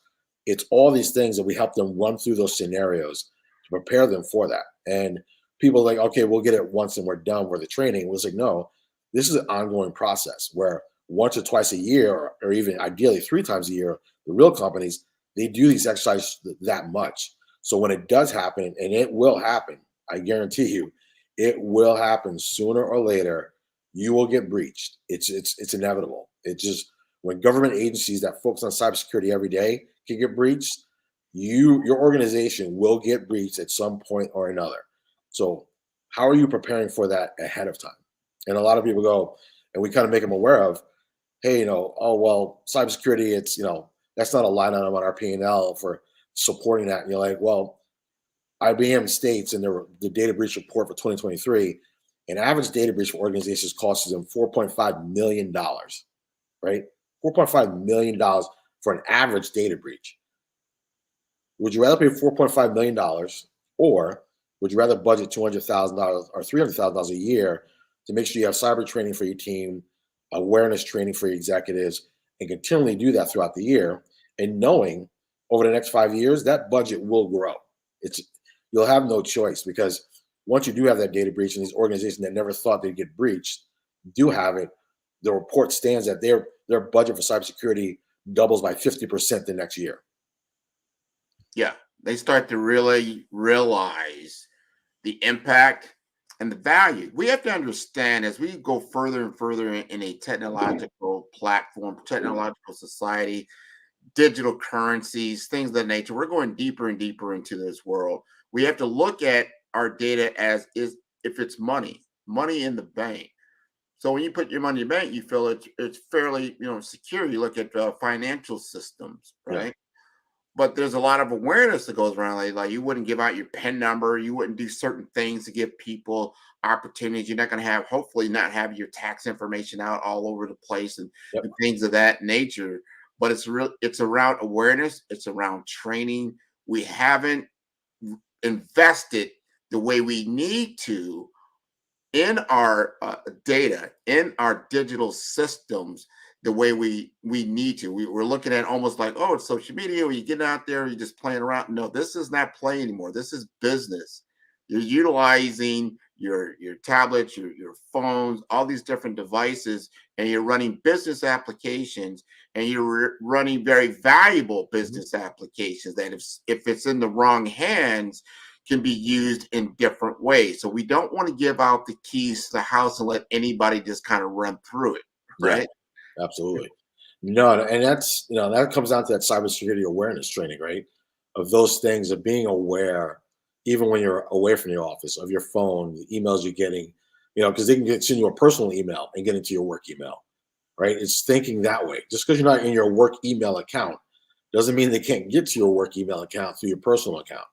So it's understanding, and like you said, you brought up a great point, is it's a business. The data is now a business from, a commercial standpoint, also from a cybersecurity standpoint. It's a business. These ransomware attacks are becoming more and more, it's probably the top cybersecurity attacks out there is ransomware. Because people know these organizations will pay money. Boeing was hacked 3 weeks ago. And when they found their data was put out on the black web, they paid that ransomware immediately, right? And that's how they know. They're like, okay, if you don't believe us, we'll put your data on the black web. And they found out and they saw it out there, they pay right away. Mm-hmm. And you think about small businesses, right? Small businesses really can't handle a ransomware attack, right? A $1.5 million ransomware attack for a small business, that puts them out of business. So they don't have that luxury of a Boeing or a larger organization that can put this money up front and be able to keep moving business along. A small business, it could wipe them out totally. Absolutely. And talk to us a little bit about, you understand blockchain, you understand the dark web and how it all relates, to cybersecurity, how it all relates to even artificial intelligence, but help us understand how this, technology works, that a criminal, let's just say a cyber criminal, and to your point, ransomware, cyber criminals, it's a $6 trillion business. So you're up against a $6 trillion business. They're obviously doing something right, but they're utilizing the same technology that we're utilizing. Yeah. So talk to us about how they're able to, just be anonymous through these other systems on the dark web and blockchain and things of that nature. And it's funny because once they get into the system, and blockchain is a great thing because it's that immutable audit trail of transactions, right? And blockchain provides that. But once you can get in there as a cyber, security person, you find a way to be able to track and see this audit trail, right? So you're doing these things. This technology is supposed to be protecting you, but they're leveraging it also in a way against you. So it's the good and the bad. It comes with all new innovation, right? And that's the way that they're looking at it as. And you've got these experts, and they're waiting. Some of these guys, some of these companies are patient. Some of these where, say it's Russia or China, I'll tell you, there's a news organization in Canada where they were in their systems for 2 years. 2 years waiting, just collecting data, passport information, social security numbers, birth certificates of the family's kids. Like, it was that. And then after they found the breach, right, it took them another year later, the company, to find out that they were in there for 2 years. So now they're 4 years later, but they're realizing they were in our systems for 2 years. So they're coming very, very slick in how they do it. And some of them, if it's these state actors where they're working for another government, they'll be really patient and you won't even know about it. And that's the scary thing of knowing, if you're a business right now, think of the feeling of knowing somebody's in your system right now and you do not know it. Yeah. And you're just grabbing everything and then realizing 2 years later that they've been in there for almost 3 years. I can't even imagine. That's like somebody being in your house.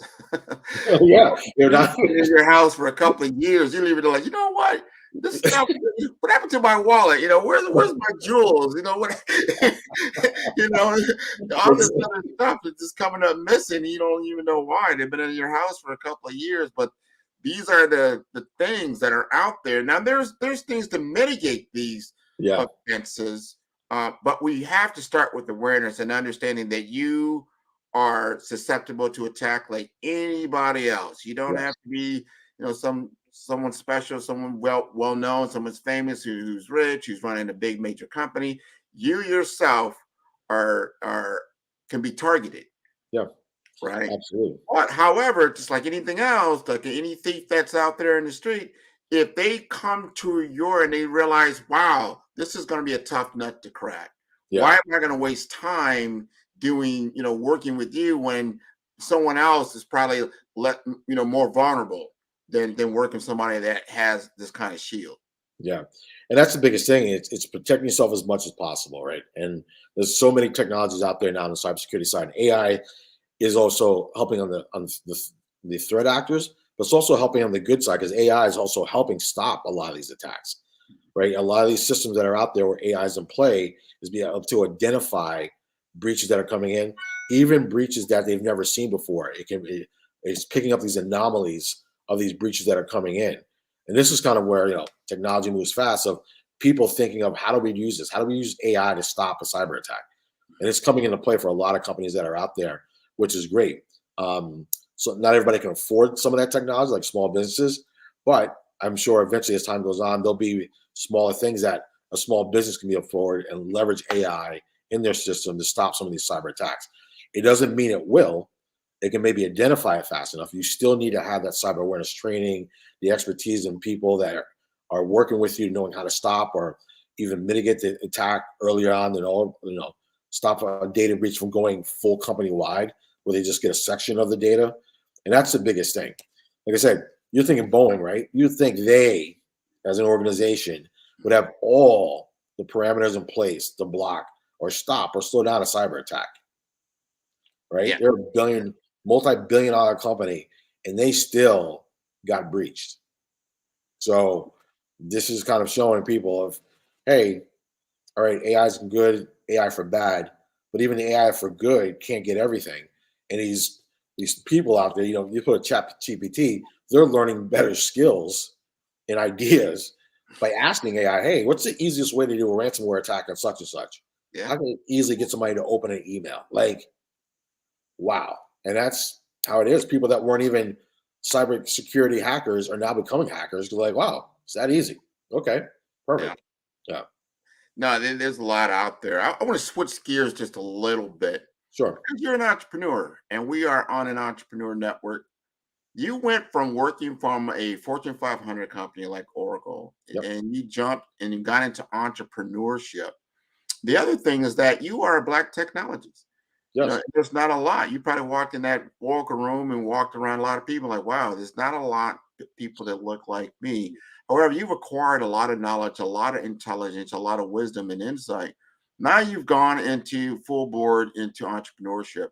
Tell us from your insightful platform and your experiences, just what that journey has been like, and what can you share with us from that aspect? Sure. I mean, you bring up a good topic, right? Because, working for a company like Oracle, and then going to entrepreneurship and working in this world, we know there's not a lot of minorities are not in the tech space, right? So it's definitely, you notice right away when you go to a conference, really right away, that you're an anomaly, right? It's not a lot of people there that look like you, not a lot of people of color. And so you learn how to navigate that, right? Because you're always proving yourself, always proving what you're talking about, always making sure that it comes off like, hey, I'm just not here just to be here. I'm here to make a difference. And I'm here because I want to be here. And I want to show you, there's a lot of value in what I have to say, but also being open to learning, right? And learning what's good for you and what's bad for you, what direction you should go in and what you shouldn't go in, right? But trying to see, hey, if you can be a role model or a figure for those kids that are growing up. And we've talked to schools like you have as well, growing up, these young kids out there in the community of Black kids seeing Black professionals in the tech space is huge, right? And that's a good role model of saying, hey, how'd you get in that space, or why you want to be in that space, or how it is. I did an event for an association called Path for College, with all minority kids and stuff like that, and which was great. And it had a lot of young data scientists in there. The other great thing of color, but 70% of the people in there were girls. And I thought that was awesome, just to see young girls getting into this tech field, especially being data scientists. It's no small feat to be a data scientist, but being early on in their lives in high school thinking, I want to be a data scientist. Perfect. And now technology is opening these doors, allowing more people of look like us to come in there. It's no longer being held back by people in Silicon Valley that have all the keys to the castle. Now, because of entrepreneurship, it's opening the doors of, I don't need to have you show me I can do it. I can take this technology and I can start my own business around it, right? It's no longer saying I can now dictate my path because of technology. And being a person of color, it's no longer going to be a barrier. Like, if I'm good, then I'm good. And that's what people are going to want. They want the good people, not just, you fit the profile. It's like, you do good work. Can you deliver on it? Can you execute? Can you give me the value I'm looking for out of your technology or your company? Then come on board. And I'm seeing that more and more, which is great. Working with you and other people and other Black professionals in the tech space, it's like, wow, this is what we've been waiting for, right?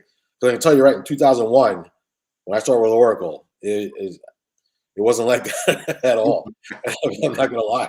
So now seeing it 20 some odd years later, seeing how it's evolved and the entrepreneur stuff being pushed even more, it's great to be a part of that, kind of like that wave growing and getting bigger.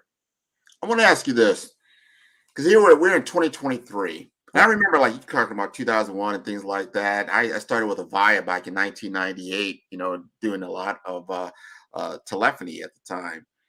And at the time, it was like, wow, you have to have your Microsoft certification. That was like big. Everybody, then all of a sudden became your Cisco certification. If you had your Cisco certification, you were like the person, right? What is it now in 2023? If you're like, hey, you need to go get this cert, this is where you need to be in order to be recognized in this tech world. I think there's a few of them. It depends on what field you're in, like data scientists. The data scientist certifications are huge. Some companies I even know, they call it boot camp places that give you the certification, and they give you such a hands-on certification that it's better. I know people that have gone to college, has gotten degrees, and it went with the boot camp school. I learned more in these certification boot camps than a 4-year degree. Now, I'm not saying people shouldn't go to college, but it's showing you that if you get the right certifications, those open the doors right away. I mean, there's kids that have come out of high school and got hired by Google. That's right. Think about that. Come out of high school, got hired by Google because they started so early in their life and their career and getting certifications and being in that field that they skipped, past hundreds of millions of people going, okay, I'm getting hired now. So the kids are seeing this and learning, even entrepreneur-wise, of, hey, let me get this certification. Let me show that I have this skill set. And whether it's AI, whether it's blockchain, everything else, getting those certifications and then staying up on what's coming up, because I have to do the same thing myself. I'm always going out there. I'm working on a large language model certification for AI right now, right? So for me, it's going, here's the new things. I need to be up to date on this. I need up to date on this. It's like, it's no longer, I have this certification or I have this degree. I can just sit back on it. I mean, technology is moving that fast. That's great. That certification you got 2 years ago, null and void. It's out the door because it's already changed that fast. So it's saying, stay on top of the key certifications as you do what field you want to be in, going, hey, this is the one that's going to benefit me the most when I do my job interviews, or I do want to start my organization, showing that I've taken the time to learn this technology, where it fits in the world, where it fits in a business, and how I can provide value with it. Man, that's wonderful. And you have some certification programs there at the Levon Innovation Center. Is that correct? Yeah, I mean, for the technical side, you have the Cyber 101 certifications. I mean, really kind of, and also in the technical side for the CISOs, is really of keep these certifications up to date, making sure your skill sets are learning on data breaches, how to detect them. I mean, and that's the certification path a lot of people want to be in. We work with you on getting you what we call a cybersecurity aptitude test, of seeing where you fit best in the cybersecurity space and what roles, and then giving you that track of, these are the classes you should be taking. Here's the track you should that best fits your personality in the cybersecurity space. And that's a huge thing, because a lot of people might be taking certifications going, oh, yeah, it's the one I want. And then halfway the time, like, I shouldn't have chose this. I should have been that one. I should have took that field. That one fits me, my personality better. So us giving you that aptitude test first of saying, hey, you fit this area better, and you'd be more, have more success than if you chose that path that you were just kind of taking a guess at because you thought it was the right certification. Man, that's so important. I want everybody to understand that. And it kind of, I saw this go to a couple tracks before. It's like, yeah, you need to have, your degrees and your advanced degrees and things like that. And then all of a sudden, no, you need to have your cert, you need to have your certification, you got to, be able to apply the knowledge. And now it's like you need both of these things coming together as they move forward. And to your point, the technology is changing at such a rapid pace. Yeah. And what businesses need. I was at there at the Levon Center. We had the HIMSS Integrate Conference, and we had CIOs talking about what are the skill sets that are needed to run systems as they move forward and to deliver digital transformation. What is that going to look like? And it becomes less and less what we call maintenance type things, like, yeah, being able to manage servers, being able to manage storage arrays, being, and it takes a lot to do that. Or to say, hey, to do coding, hey, I need software coders. That's changed. Now you need AI engineering people. I need data analytics people. I need data scientist people. I need people that can get into the data with you from an Oracle perspective. You've been working what we call business intelligence for a while. Then that has morphed now into artificial intelligence. This is morphing into what we call cognitive intelligence, or AGI, that's coming on board. Tell us just a little bit snippet of what you know about AGI. I mean, I think and that's something I'm even getting up to speed on myself as well, because when we wrap up in this world, is you hear it, and I think I was learning from you, the AGI. It's really this kind of like combination of everything coming together, right? Of all these technologies converging and knowing, okay, it's not just one. It's like these all will have a play in each other. They're all going to lean on each other. Blockchain and AI lean on each other. I mean, all these different things of, wow, it's not just I need you to have a skill set for one of these things. I need you to be able to understand all of these things and how they could come together and benefit us, or how they hurt us, right? And knowing that, because a lot of people, you hear, oh, I want AI, and you're like, AI is a broad word thrown out there by everyone.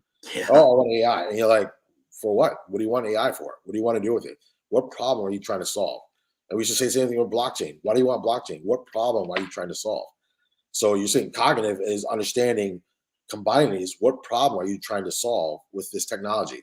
And that comes into that play, that digital transformation conversation, because now it's a mindset or a business process mindset and a cultural change. Yes. And that's the hardest for organizations to understand. And innovative technology is making this business culture change have to happen. It's no longer, okay, we're going to use our old legacy systems and old ways of doing it. And you know that thing, oh, why do you do it this way? Oh, we've always done it this way, right? We've always done it this way. That's, but now you can't say that anymore. So you bring in new technology, you can't no longer say, we've always done this. Like, no, you need to be like, okay, this is the new way we're going to be doing things, right? And it's how do you get people on board to that? Because change is hard and business change is even harder. You know this, people we talk to out there. And you're like, oh, well, I don't, we'll stay with this. And you're like, the train has left the station, right? The train has already left the station. You're behind. You need to get this small trolley and try and catch up, right? Because you're way behind. And another 2 years, you're going to wish that you hopped on the train when it was starting, right? And you started preparing yourself early on and knowing, hey, here's the things we need to be aware of, right? Here's the things that are going to impact our business, not now, but 5 years from now. If we're not doing it, we're already way behind. It's too late at that point. No, what you said, the disruption cycle is happening quicker. Yeah. It's like I'm going to run out here and sell 8-tracks and cassettes. Really? Even CDs, right, are gone. Yeah. Or all this little. So you can see that's why I think technology, as you look back, and I encourage the audience, just look back even 10 years ago and see the dramatic shifts and changes that have happened in just a decade. Now you start looking at what has happened just in the last 12 months. Just in the last 12 months. Yeah. Because everyone's talking about AI integration now, right? Because generative AI or ChatGPT. Well, guess what? That technology has been around for 20, 30 years. It's now getting its legs. Why? Because another technology has enabled it. What's that? It's called cloud computing. Now you have a universal platform of cloud computing. That wasn't available in 2030. So you had a little silo. You had your little robot in the corner that could speak to you. Now, hey, no, this thing is everywhere. I remember natural language processing. They call it NLP. That's when like your voicemail will start to talk to you, right? Yep. I knew about that 20 years ago. Yeah. Now it's on steroids. So we have human-like interactions with the machine. That's a game changer. Yeah. We are in a game-changing environment right now. Yeah. I am so happy to be a business partner of the Levant Innovation Center and what you're doing at the Cyber Range, so I can educate people. There's a reason why.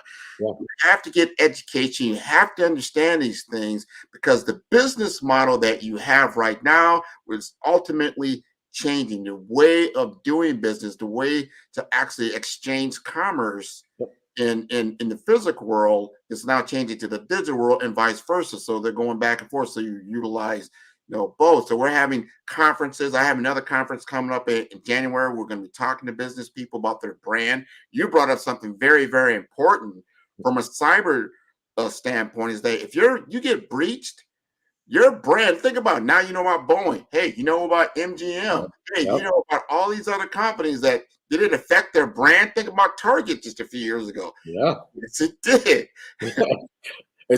I think you nailed it on the head. I mean, people that intangible, right? The intangible thing of your reputation, right? Not even data stolen, the intangible thing. When people think about, when a data breach happens, you're not thinking about that, right? And think about yourself. I mean, how long it took you, to get your reputation. People look at you as somebody to be credible to work with. That's the hugest thing we see out there. So when I think about the intangible of your reputation, executives that run these companies, right? Same thing. It's their reputation. They're the ones, the captain of the ship when the data breach happens, the buck's stopping with them, right? They're like, oh, you're the one that ran the company that had that big data breach. And like I said, now the SEC has stepped in and been like, no, it's not your technical person's responsibility. Now it's yours, right? That's the challenge, right, of that hit. Thank you. Thank you so much, John, for sharing. Thank you. I love talking to you. You know that. She's on mute. Yeah. Yeah. There she is. I'm speaking, but not really. You did a good job. I hear you now. Thank you. You know what? You guys did a great job too. I learned so much, and I see there's two forms of education that need to happen differently. The one for our youth, and then one for our business owners. And thank you for being part of that. No, thank you. All part of it. Is common, and I'll see you on the other side. Sounds good. Thank you. You're welcome.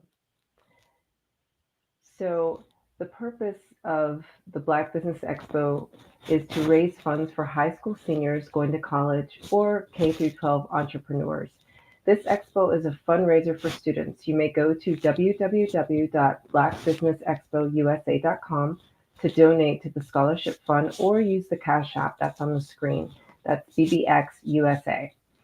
Our goal is to give laptops and up to $5,000 to 10 students. Students can register online at www.blackbusinessexpo.com. Every dollar counts, so we want to remind you to donate to the scholarship fund. And we'd like to thank our Black Business Expo USA sponsors, NC100, Moody Capital Partners, Suede Soul, BDM Media, Lotus Roche Coaching and Training, Carolina Virginia Minority Supplier Development Council, Step Management, Urtis Edecus LLC, BHS and Associates, Margie McLean Foundation, Inc., Genius is Common, Earth Essentials, Malane Shaney Global, Executive Women's Success Institute, The Quality Coaching Company, Superwoman Business Services, Creative Force Studios, Lee Entertainment, Artistic App Design, Black Business Expo USA, Genius is Common, and I'll see you on the other side.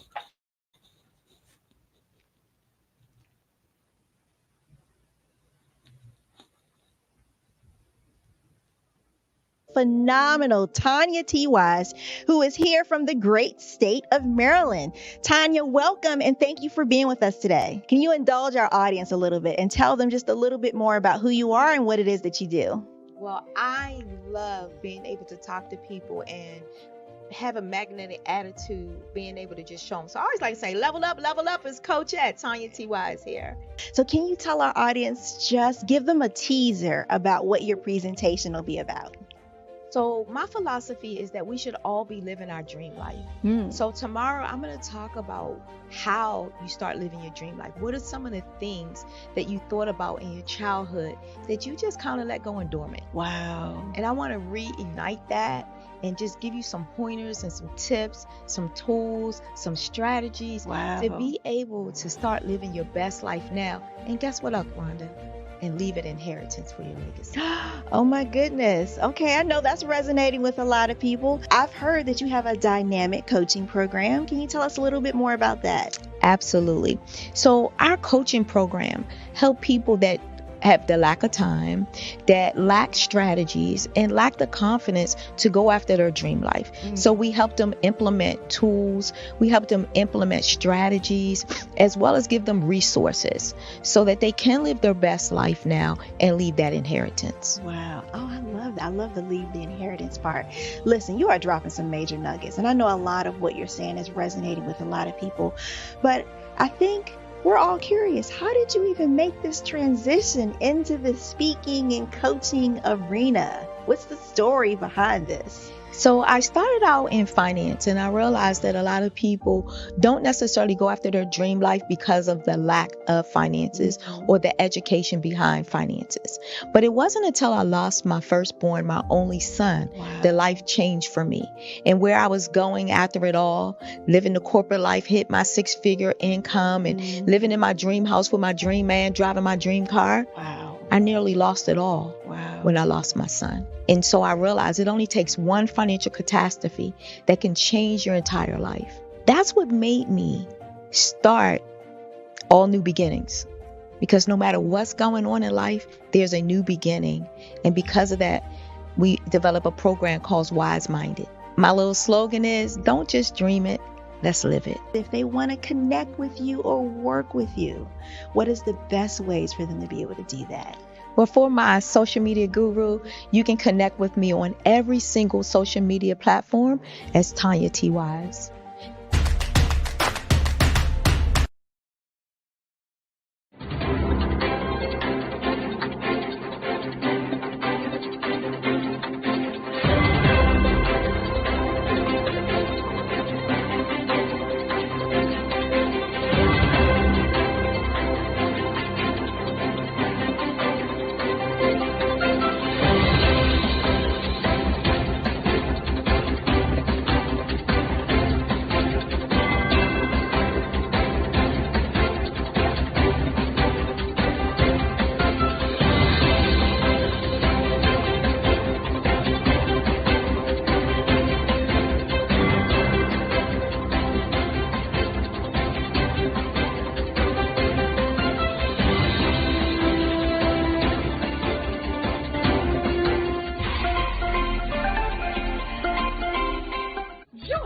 Dr. Eric Kelly III and a host of phenomenal speakers from all around the globe for this 7-day virtual event that you don't want to miss. The mission of the Black Business Expo is to raise scholarship money from kids all the way from high school, all the way from college. The Black Business Olympics is one of the largest Black business showcases in the world. It is an opportunity for businesses and companies to showcase their businesses globally. We are going to be giving away laptops up to $5,000 away to students. Again, I'm Olivia Appleberry, the founder of 2 Cents Finance and one of the speakers for the expo. I am so excited to see you there. For more info, go to www.blackbusinessexpousa.com or call 919-308-9090 and hope to see you there. I am Black Business. From the moment I wake until the time I sleep. Yes, I am Black Business. I am Black Business. Tell me, are you Black Business? I am Black Business. Do you support Black businesses? Listen, I support Black business because I am Black Business. Black Business Expo, one of the largest business showcases in the history of Black business in the world. The world! Sign up today at www.blackbusinessexpousa.com or call 919-308-9090. I am Black Business. I am Black Business. From the moment I wake until the time I sleep, I am Black Business. I am Black Business. Are you Black Business? I am Black Business. Do you support Black businesses? I support Black business because I am Black Business. Black Business Expo, one of the largest business showcases in the history of Black America in North Carolina. Sign up today at www.blackbusinessexpousa.com or call 919-380-9090. I am Black Business. I am Black Business. From the moment I wake until the time I sleep, I am Black Business. I am Black Business. Are you Black Business? I am Black Business. Do you support Black businesses? I support Black business because I am Black Business. Genius is common. And my genius is I'm a visionary strategist. The Black Business Olympic Network, as well as the 2021 Black Business Expo USA, is led by the remarkable Dr. Eric Kelly III. It is a 7-day, 24-hour virtual event that you don't want to miss. Hi. I'd like you to imagine with me, if you will, opening an app where you can collaborate with like-minded individuals from around the world, get inspiration and in-app tools to launch and grow your business, as well as share your knowledge and earn compensation, all in one app. Well, the name of that app is Truso, short for Truly Social. Hi, I'm Matthew Newman, the founder and CEO of Truso. A new concept in social media, Truso is designed from the ground up to be a platform that's both social and empowering for all its users. How exactly do we do that? I'm glad you asked. First, Truso brings the world together via video. Psychologists assert that video provides a significantly more effective connection than audio only. When you enter a community on Truso, you're face to face. Second, on Truso, you don't have to have 1 million followers to monetize. Our business model allows all hosts and moderators to monetize, no matter the size of your following, by 1, producing fee-based content, and 2, inviting others to join the platform as subscribers. Even more, Truso has an in-app resource library with over 100 free resources, forms, and documents to help you build your brand and grow your business. Third, Truso is inclusive. The deaf and hard of hearing communities make up 360 million people worldwide. Unlike audio-only apps, Truso embraces this community, providing a networking platform that allows them to participate via video and closed captioning. We even have a deaf and hard of hearing foundation in the works as well. Fourth, Truso is both social and safe. We refer to Truso as a virtual extension of the beauty shop, barbershop, and brainchild of the community. A place where there's laughter, along with wisdom, growth-oriented conversation, and genuine connections in a safe space. Truso even has proprietary security to ensure we maintain a safe environment for everyone. Where are we at now? Truso is live, y'all. We've launched in beta and we're acquiring users daily. We have an incredible development and marketing team, plus amazing celebrity influencers at the table, helping us spread the word around the globe, beginning within the African diaspora and beyond by creating a safe space for growth, connection, and collaboration. We're truly excited about Truso. We've created something special for which there is a global market. And we invite you to embark on this journey with us as a shareholder. The future for Truso is truly bright. Join us and let's go there together.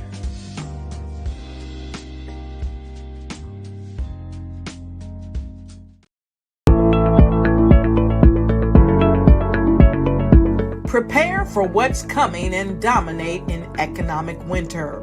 Stand strong and thrive by showcasing your great products and services globally through the Black Business Network and Black Business Olympics. The Black Business Network has showcased over 2,000 companies with over $7 billion in sales each year. Over 10 million attendees have viewed the rebroadcast each month. Through the Black Business Olympics, unique styles of business training and mentoring are turning students into business owners and entrepreneurial warriors who will dominate in any economy. Gain the ultimate advantage of the Black Business Olympics, 7 days of unbelievable topics and speakers speaking around the globe. Donate your time and experience to provide expertise and scholarships to students worldwide and change the world. Now, more than ever, new insights, tools, strategies, and capabilities are needed. This is your chance for a major presentation to the world. Fill out the form and join the more than 2,000 speakers who have presented to over 200 countries. Join the Black Business Network streaming live into the metaverse, STEM City, Black Multiverse Enterprises, Hulu, Amazon, YouTube, iHeartRadio, Apple, Facebook, LinkedIn, Pod TV, IBM TV, Spotify, and Google Podcasts. Sign up today. Spaces are limited, and we will see you there.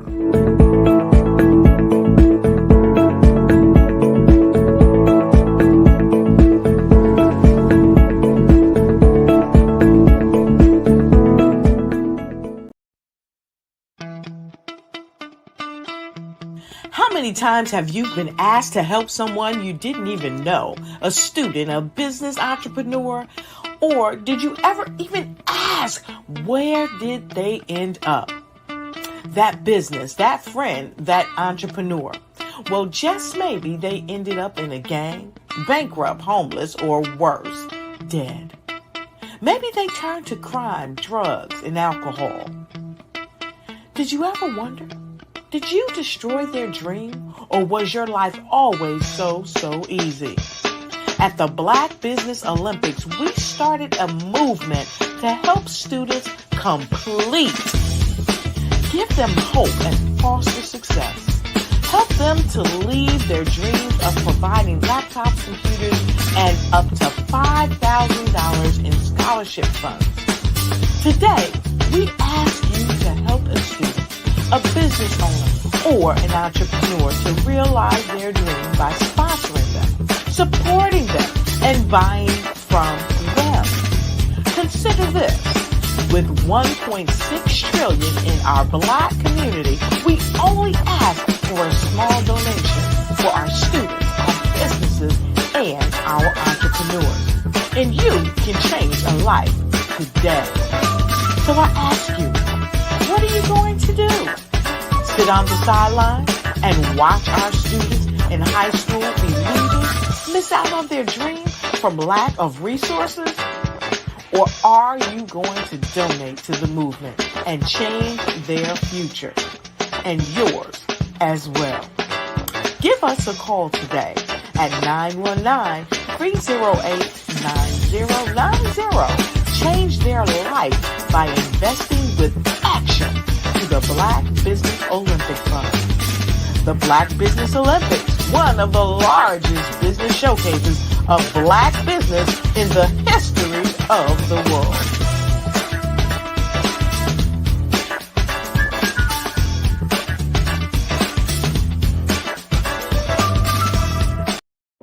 Ladies and gentlemen, and fellow professionals, please allow me to introduce myself. I am David Jones, the co-founder and CEO of the Hello LLC, where I am passionately dedicated to guiding individuals and businesses toward their own return on time investment. Time is my only competition. With over 20 years of experience as a corporate C-level executive, I bring a wealth of knowledge and expertise to the Hello LLC. My career journey has been marked by a relentless pursuit of excellence in marketing, strategy, and business management leadership. I have had the privilege of working with renowned Fortune 500 companies such as Xerox, American Airlines, Hilton, and Geico. However, what truly drives me is the transformational work we do at the Hello LLC. We are pioneering a new approach to business in the metaverse, where we empower businesses and individuals to build strong foundations, automate their processes and systems, while thriving in the ever-evolving digital landscape. More than just a 3D digital marketing agency, the Hello LLC is truly a community built on love, kindness, and integrity. We want more for you than from you. As I often say, collaboration is the new competition. In an era where time is the most precious commodity, I am here to guide you toward your own return on time investment, because if time was sold in stores, it would be sold out. With a deep commitment to excellence and a strong belief in the power of community, I don't just lead a company, I lead a movement into the future of business. Ladies and gentlemen, it is both an honor and a pleasure to be your guide on this remarkable journey. I am David Jones, and together, we will embrace a future marked by success, collaboration, and the transformative work we do at the Hello LLC. Hello stands for helping everyone live life optimally. So, let's make that pivot together and start living life optimally today. Hey,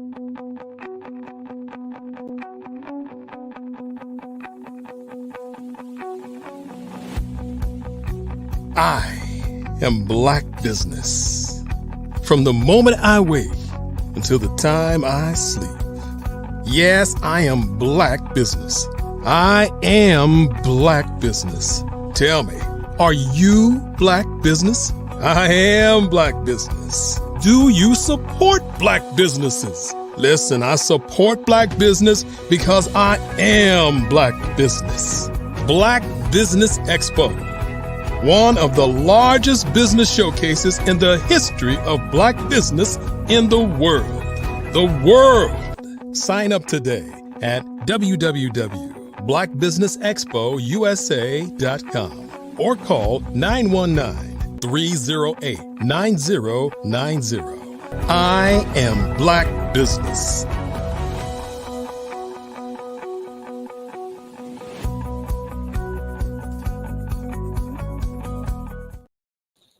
Good morning, business owners, entrepreneurs, thought leaders, and corporations. Welcome to the Black Business Network. My name is Cordelia Gaffar, and I'm your business moderator for this morning on the Black Business Network. The Black Business Network is a 24-hour network showcasing Black businesses, business owners, entrepreneurs, and thought leaders worldwide. We have speakers from North Carolina, London, Singapore, Africa, Japan, and cities all over the United States. The Black Business Network is a global community sharing its business knowledge to empower, inspire, and educate businesses about business. Now, our next keynote speaker will be speaking on fundraising readiness. Dr. Barbara Wright is a certified dream builder. She is the founder of Certified Dream Builder Incorporated, a development consultant at Wright Partners Group, LLC, and president at Certified Dream Builders University. She has over 20 years of experience raising from $10,000 to $10 million, helping to win over $150 million in grants, contracts, and loans for nonprofits, for-profits, faith-based organizations, and schools and colleges. She has served both small and large corporations, including serving as program manager for the Housing Authority of Kansas City and as grant manager for Kansas City Public Schools, retiring in 2021. I present to you Dr. Barbara Wright. Good morning. Good morning. How are you? I am great. Amazing to have you here on the Black Business Network. Thank you. I'm excited to be here. Yeah. Well, genius is common, and I'll see you on the other side. Sounds great. Good morning, everybody. I love to talk about business and nonprofit readiness. I love to talk about business and nonprofit readiness, and today is not going to be any different. I'm going to talk to you about the keys to success in changing times. She gave you a brief information about my bio, and my genius is helping to manifest helping to manifest miracles. Let me get this right. Helping to manifest millions for missions who are providing miracles to many. Let's try that again. Helping to manifest millions for missions who are providing miracles to many. That is my genius. I am a grant writer, teacher, and speaker where I try to disrupt status quo thinking, because some of the things that gotten us into trouble today is not thinking right. Sometimes our thinking is just off, and we're thinking that things are one way and things are actually another way. So it's important for us to disrupt that status quo thinking that we have developed, and to make sure that we are ready for these changing times. And so that's what I want to discuss with you in the readiness today, is getting your for-profit or nonprofit ready. Just how do you do that? I am the author of 25 grant writing and fundraising books on the fundable categories, because all categories, just like all majors are not good, all businesses and nonprofits are not necessarily good for that time. Now, with good marketing, you can sell almost anything. But if you don't want to be swimming upstream, take a listen to some of the things that I'm going to say to you this morning. There are three different things. I want to help you know the concerns of the masses. If you know the concerns of the masses, then you can help solve problems for profit or surplus for those for more people. So you want to know the concerns of the masses. You also want to get yourself in position to solve those problems. And if I have time today, I'll give you a few ways to help you get into position. And then there are 7 steps to funding readiness. If I have time, I will get into the 7 steps of funding readiness. The first thing I want to talk to you about is knowing the concerns of the masses and helping to solve problems for profit or surplus. In order to know the problems of the masses, you have to do research, which is also one of the 7 steps to funding readiness. And some of the problems of the masses right now is poor leadership in government. That's number one. I think 19% of Americans are said that that's a problem for them. The economy in general. Now, these are the United States problems. And then the high cost of living. 14% of Americans say that's their problem. Immigration, that's a problem. 13% said that the federal deficit 4% said that that's a problem. Poverty and homelessness, about 4% said that's a problem. So what you do need to do is kind of determine what the problems are. When I look at the global issues that are facing the world, then we come into some other problems that's being faced around the globe. And in order for you to be able to solve problems for profit or surplus, you're going to have to get out of that next door neighbor mentality and think about us globally as a people. How do I help us globally? So when we think about us globally, inflation was at the top. I think 39% of people globally said inflation was an issue.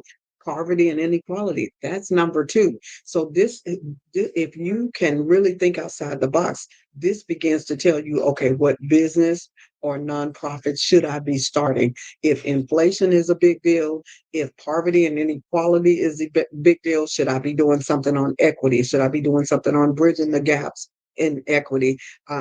Crime and violence is number 3 at 31% of the world saying that crime and violence is a problem. Unemployment is a problem, which is only going to escalate with the advent of AI, because AI can do so many different things. So many of those mundane things that we've been doing as a people, AI can do those things. So you don't need that anymore. So what happens? People start to lose their jobs. And yes, other jobs are created, but they do require analytical ability. They require something a little different than what we've learned in our schools.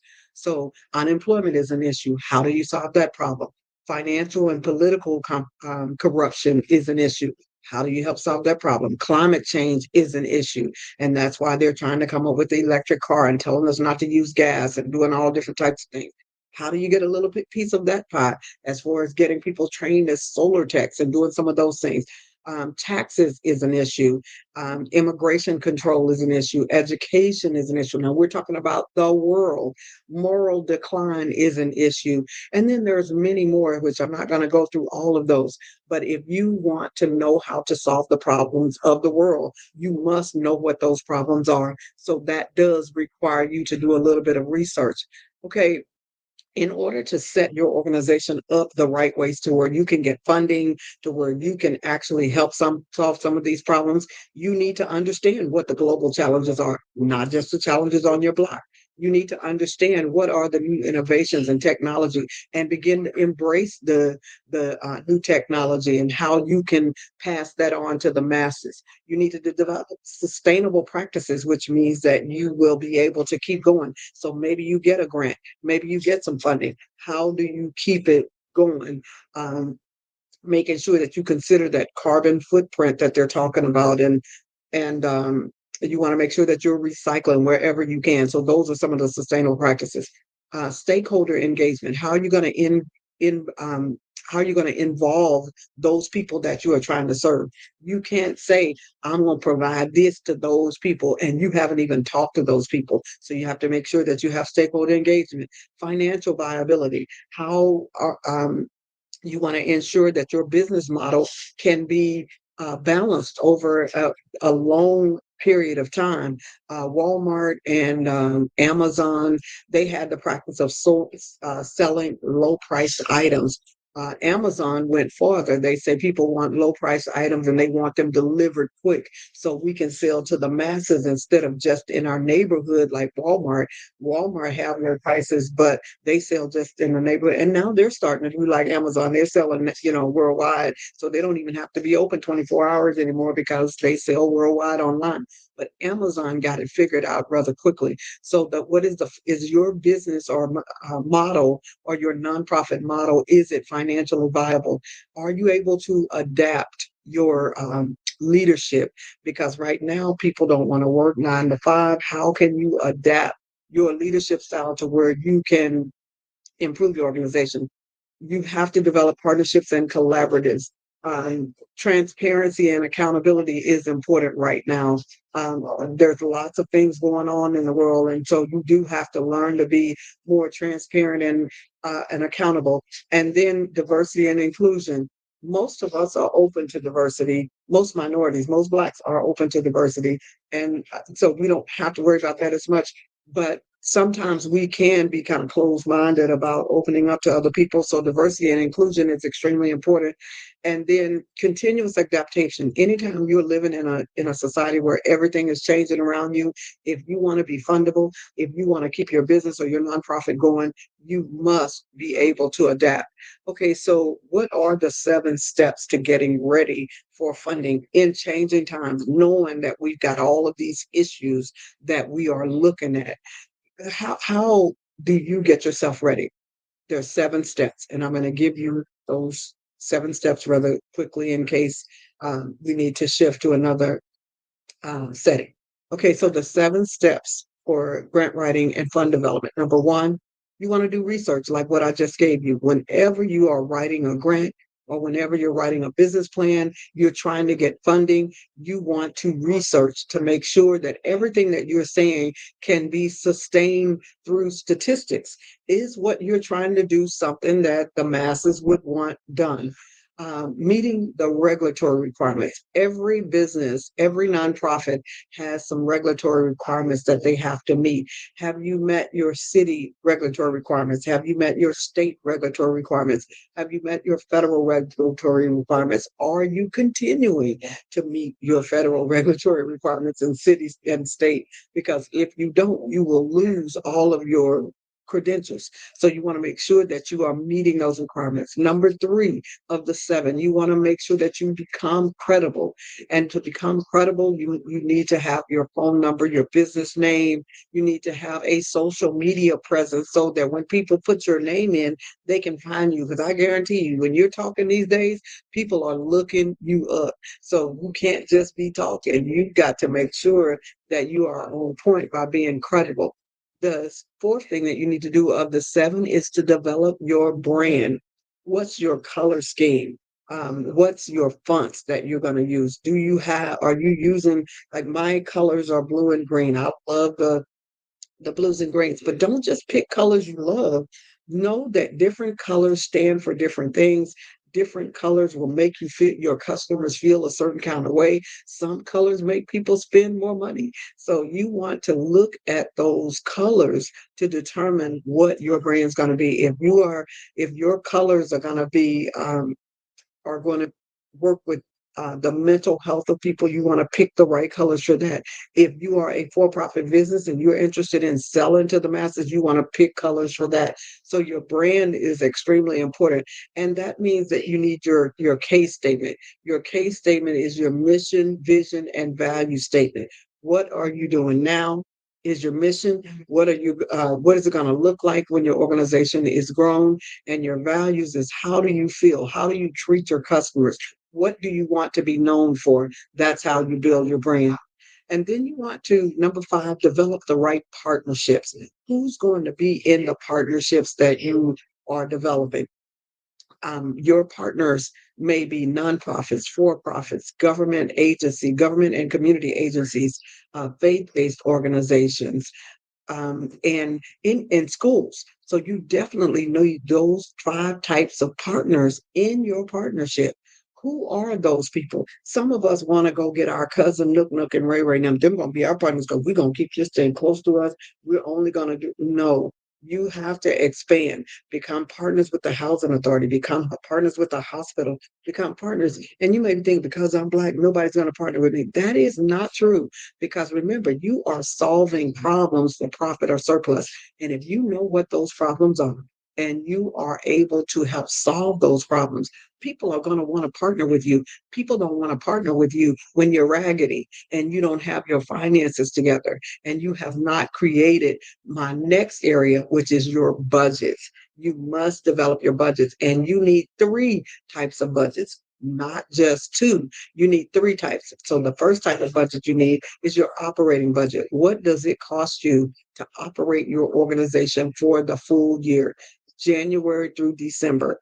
If and we're not talking, well, I don't need no pay, and all my friends have volunteered. People are gonna volunteer forever. People need to be paid. So what is your salary? And you can't just go up there pulling salaries from the sky. No, you cannot pull salaries from the sky. Your salary has to come from market salaries. What is the market salary for the position that you're going to title yourself for your area? And that's the salary that you're going to put in there. And you're also going to put fringe benefits, because don't you want health insurance? Don't you want life insurance? Don't you want some of those things? So you're going to put fringe benefits in there as well, not only for you, but for those who are helping. And some of the positions that you need to fund is your project director's position. You need to fund your project coordinator position. You need to fund your project data position. All of these positions need to be funded in your budget. So you want to make sure that you are ready for that. So you create your budget. So yes, your budget may be $1 million, or your budget may be $500,000, or your budget may be $100 million, or your budget may be billions of dollars. I was on a call with Mark Zuckerberg a few weeks ago when we did the quarterly call for the stock dividend returns and the quarterly report, and all they talked in was billions. I had on a headset and let my husband listen to the other headset, and we said, they only talking billions. I know some of you guys are dealing with $1 billion budgets, but whatever your budget is if your budget is 100,000 to 100 million or 100 billion, you want to make sure that you are developing that operating budget, which is what it's going to cost you to operate from January to December. And then the second budget that you want is your program budget. That is the budget that you are developing for this particular activity or event, whatever that is. And then the third budget that you're going to develop is your strategic planning budget. That strategic planning budget is a 5-year projection as to what it's going to cost you to do what it is that you want to do. So those are the 3 budgets that you need. And number 7, for the 7 steps of getting yourself ready to do whatever it is that you need to do, is to prepare yourself to train your people. Now, if you have done these 6 steps that I named earlier, if you are already aware of what problem you are trying to solve and who your target audience is, then that shouldn't be much of a problem. But just in case you don't know, number 1, researching to make sure that you are credible and that the information that you are providing is substantiated by fact. Meeting regulatory requirements, as I said earlier, becoming credible. These are some of the things that you're going to talk to your staff about and your partners about, developing that brand so that they know where your social media is. So they're helping you to spread the word about your social media, that you develop the right partnerships. So your all of your team know who your partners are, and they know the ones that you're lacking so that they can help you develop those partnerships.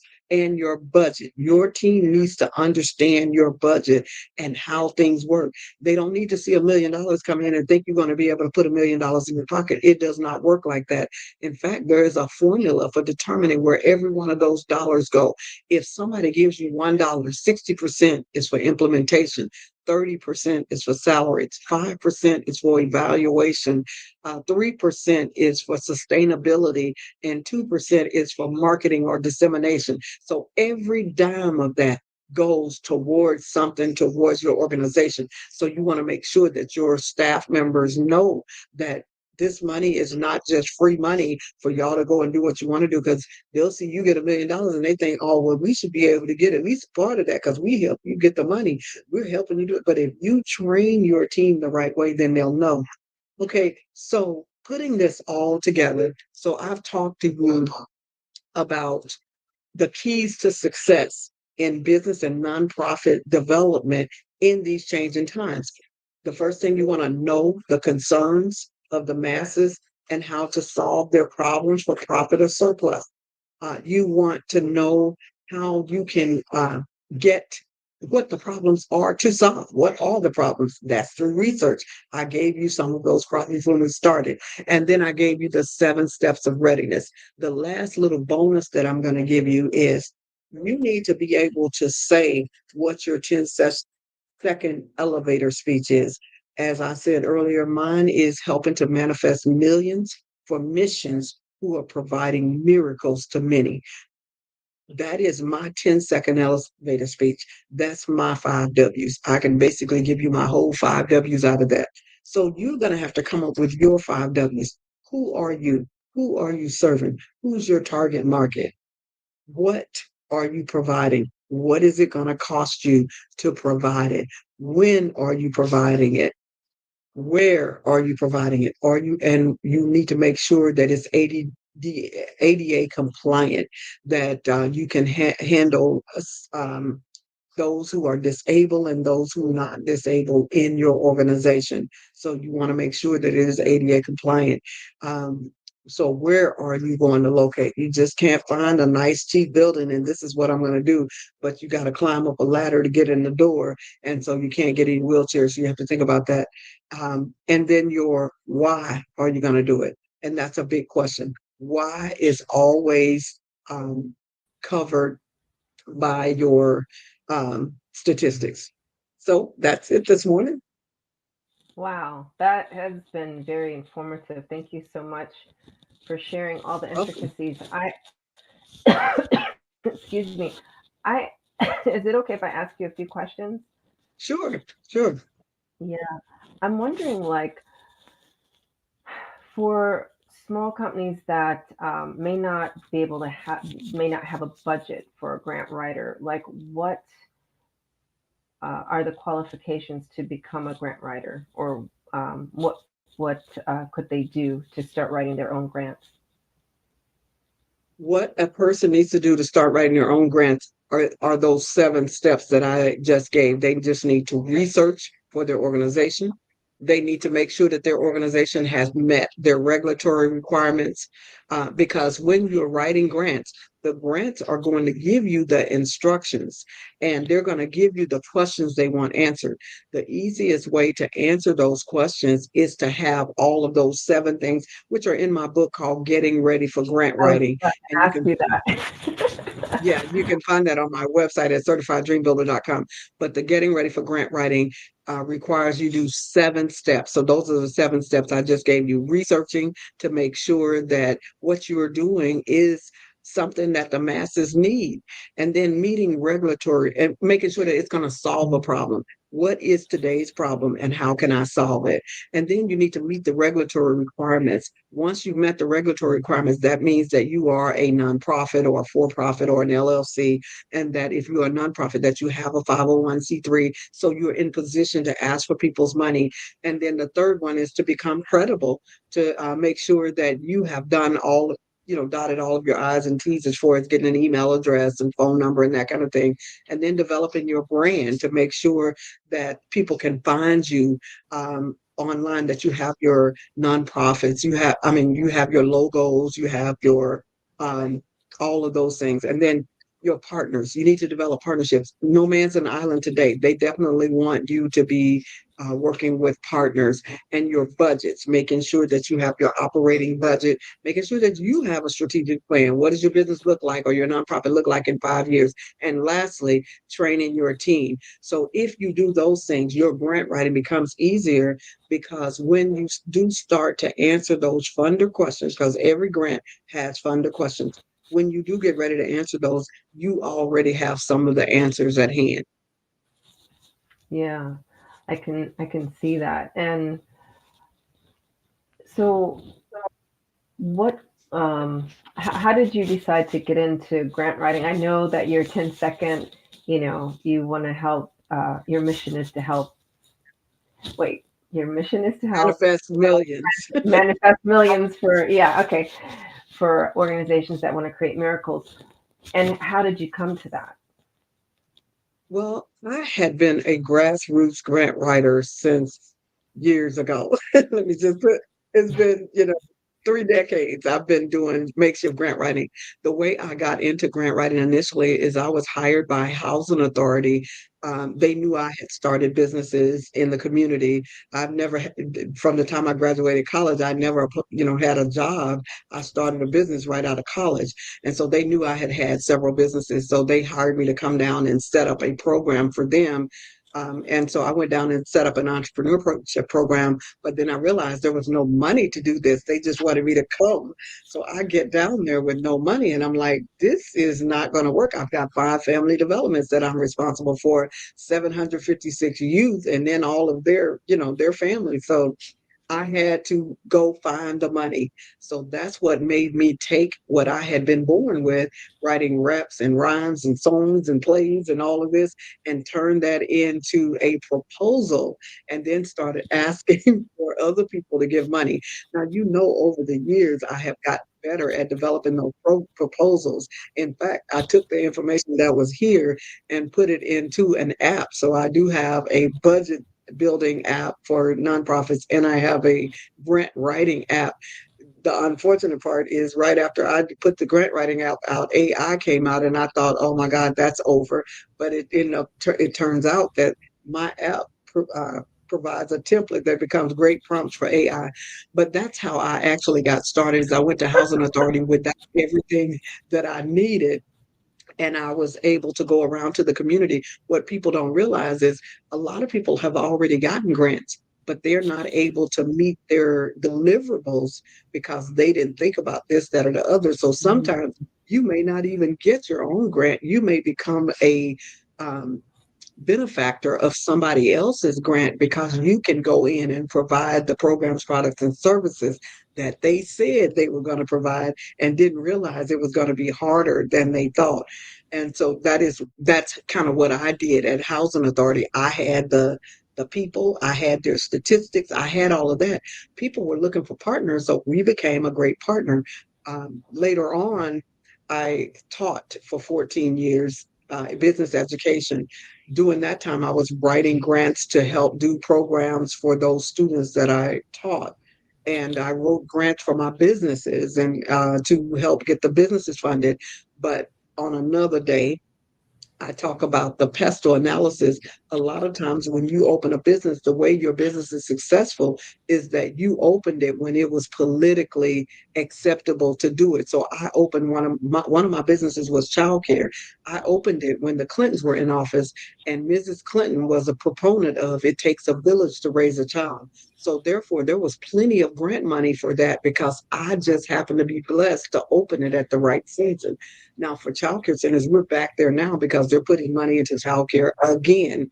But at that time, they were definitely pouring money. Money was pouring. So what you want to do is if you really want your business or nonprofit successful, you want to be where the money is pouring. But that's how I got into it, was just I fell into it kind of backwards. So if a person can write or rhyme or, or teachers or great grant writers, healthcare professionals, anybody who is detailed makes a good grant writer. You do need to know what those 7 steps are to get yourself ready for grant writing, or to get, even if you're going to write for multiple organizations, to make sure that you are ready to teach those organizations and tell them what they need. You need to know about those 7 steps that I've created. So I'm curious, you have 2 resources that people can get easy access to, right? Your app. What's the name of the app again? 1 hour to funds and 1 hour to grants. And that's the digit 1 and the digit 2. So 1 hour to funds and 1 hour to grants. And they are both on iOS and Android. Well, the grant writing app is only on iOS, but the budget app is on iOS and Android. I am working towards getting both of them on both platforms. but they are great assets. But my website, certifieddreambuilder.com, has all of that information on there. So if you just remember the certifieddreambuilder.com, that's where you can find it. And I also have what I call pay as you can events on there on Mondays and Thursdays. Every Monday and Thursday, I'll do a pay as you can event. And for people who can pay $500, you get to come. For people who don't have a dime, you get to come. For people who have $10, you can come. And so I teach people how to write grants on that session as well. Wow, that's amazing. Um, let's see. You make me think of so many things. I'm like, what do I ask her next? So, okay, here's something that many people, I'm sure, who are watching would want to know. Like, what is the average success rate of grant proposals? So I know you said, like, on the other end, the deliverable piece is a challenge, but I mean, like, most grants get granted, right? No.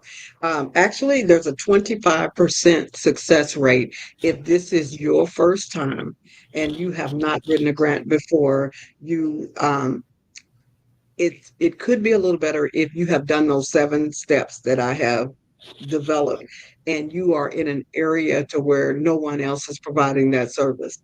I have one of my clients, this was her first time.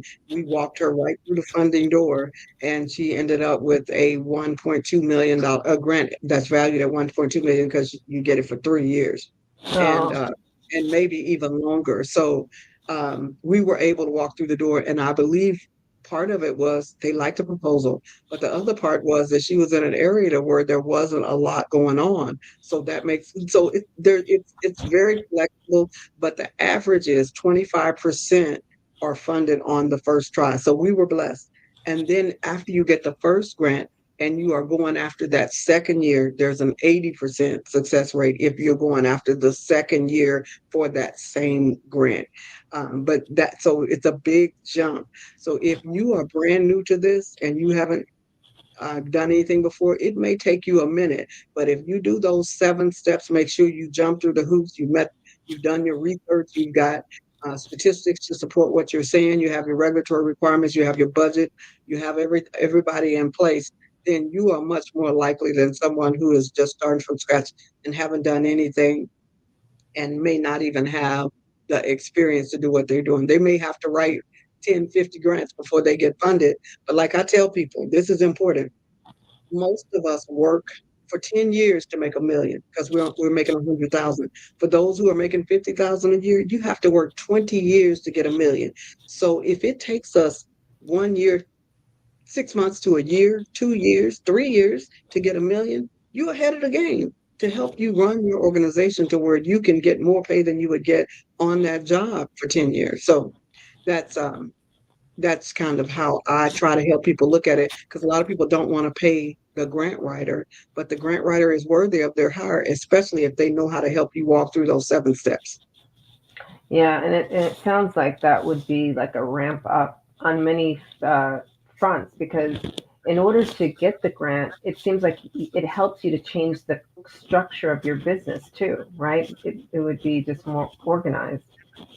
Yes, I heard somebody, I was at a conference once and they were talking to executive directors of organizations and they was telling them, you all are just raggedy. You're just raggedy. So you don't want to be a raggedy organization. You want to make sure that you know your who, your what, your when, your where, and your why. And the what includes the how much is it going to cost you to deliver your program. You must have all your I's dotted and T's crossed for your organization. You need your nonprofits, your 501c3s, your LLCs, or whatever those are. And you need to make sure that you are in good standing. So there's a lot of things that you can do to make sure that you're not raggedy. So when these organizations are asking you for these documents, you're able to just hand them the documents that they're asking for. Yeah, so important. And I guess on some level, that's a form of branding as well, right? Being organized behind the scenes. Yeah, that's big. Branded and being credible, meeting those regulatory requirements. Yes, all of that is a part of not being raggedy. You can't be a raggedy business.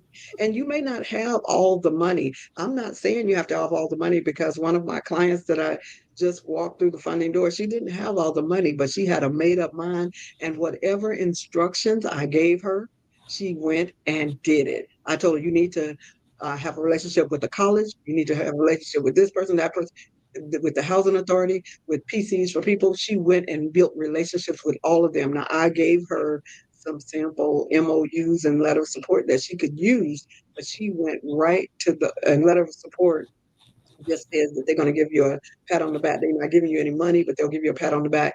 And an MOU says that they're going to be exchange something with you. So she was able to get those MOUs and the letter of support for each one of those organizations without a problem. And in most cases, the reason you can't get those is because you're raggedy and you haven't put things down on paper. So we were able to put her goals and her objectives and mission statements, everything down on paper. So when the organization looked at it, they said, "Oh, she's ready. Okay, we can help do that." Okay. And she Yeah, walked and it right also through the door. Yep, of course. And it also sounds like she was coachable, because sometimes, Oh people. my gosh. Girl, you said it. That ain't nothing but a word. That's exactly right. She was coachable, because it is very difficult when I get people that are not coachable, even though their organizations should be a lot further along, they're not, because it may take them too long to get the job done. So we don't get the grant off in time because they did not do the things that they needed to do, or they're trying to do it at the 99th hour.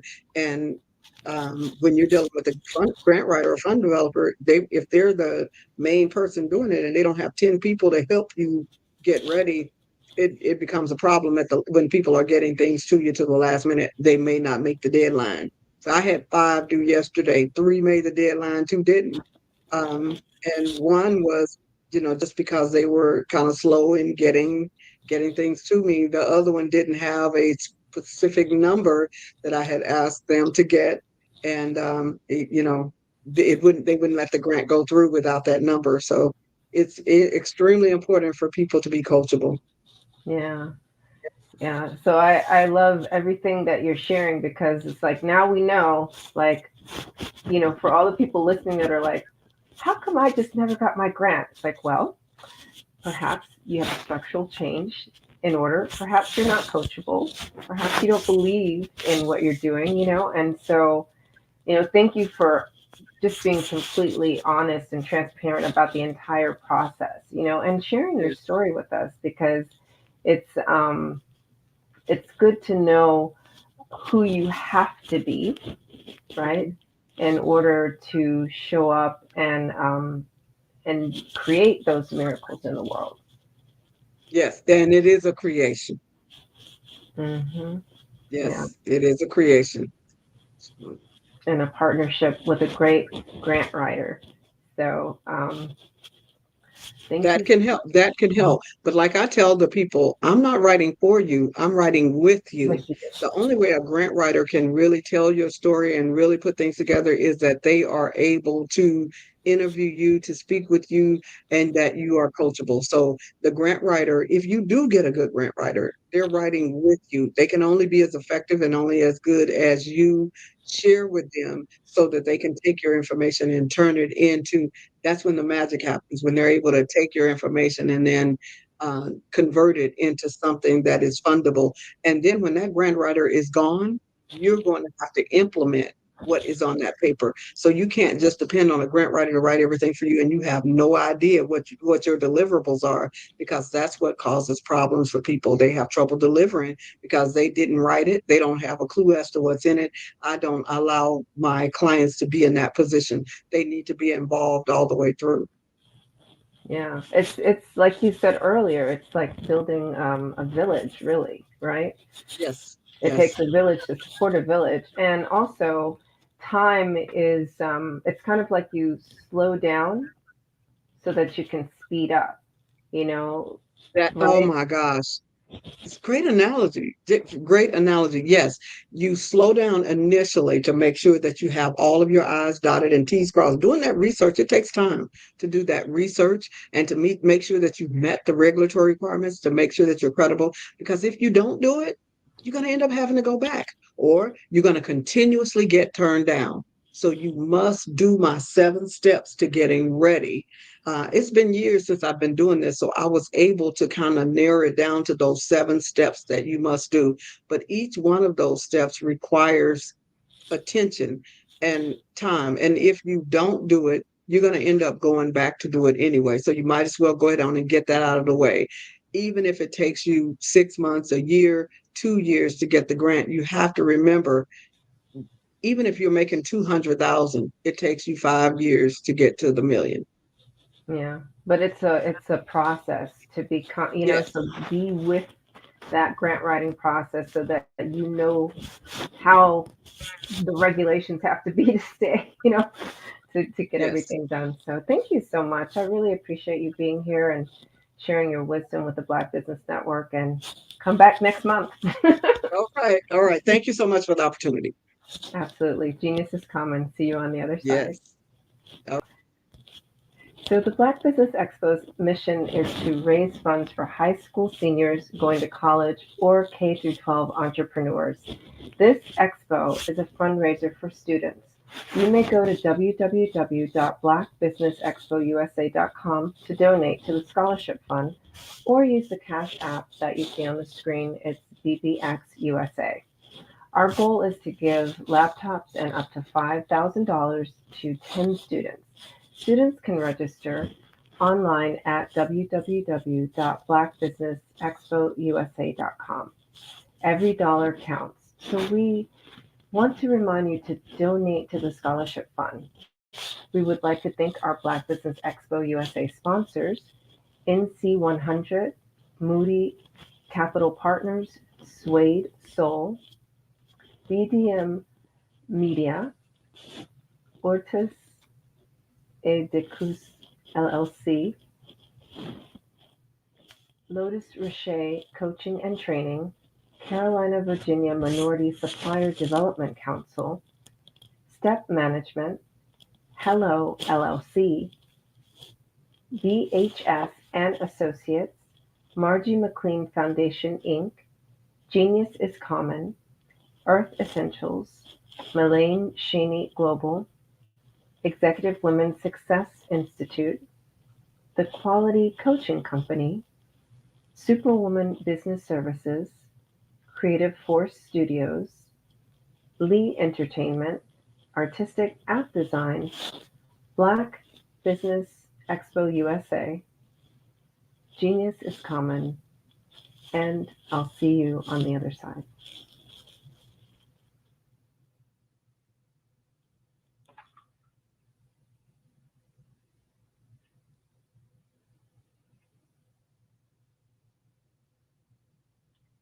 Genius is common, and I'll see you on the other side. Artist to me is a creative expression of something from nothing. It explodes onto the canvas, or it explodes on in my work. One of the things that I try to do more than anything is I try to just give the lines and the movements and emotions and the expressions into to what I do. Art really means to me a chance to express how I feel deep down inside. Most of my art begins as a thought that I might have, whether it's sports, whether it's history, whether it's a woman or a man. It pretty much starts as an idea of thought before I get into the actual image of what I'm going to draw. I do a lot of historical pieces. I was a history minor in college, and I love to do history pieces. And a lot of times I'm thinking about history, and then I try to make that history impact you as you look at it. That's one of the reasons I do pictures so large. People ask me, why do I do the pictures so big? And I tell them, I want the piece to impact them as they're looking at it, to kind of dominate their space. And most of my pieces I try to do off page. I don't try to do anything that's going to be in those four corners or in a square. And I want your imagination to be a part of the piece that you're looking at.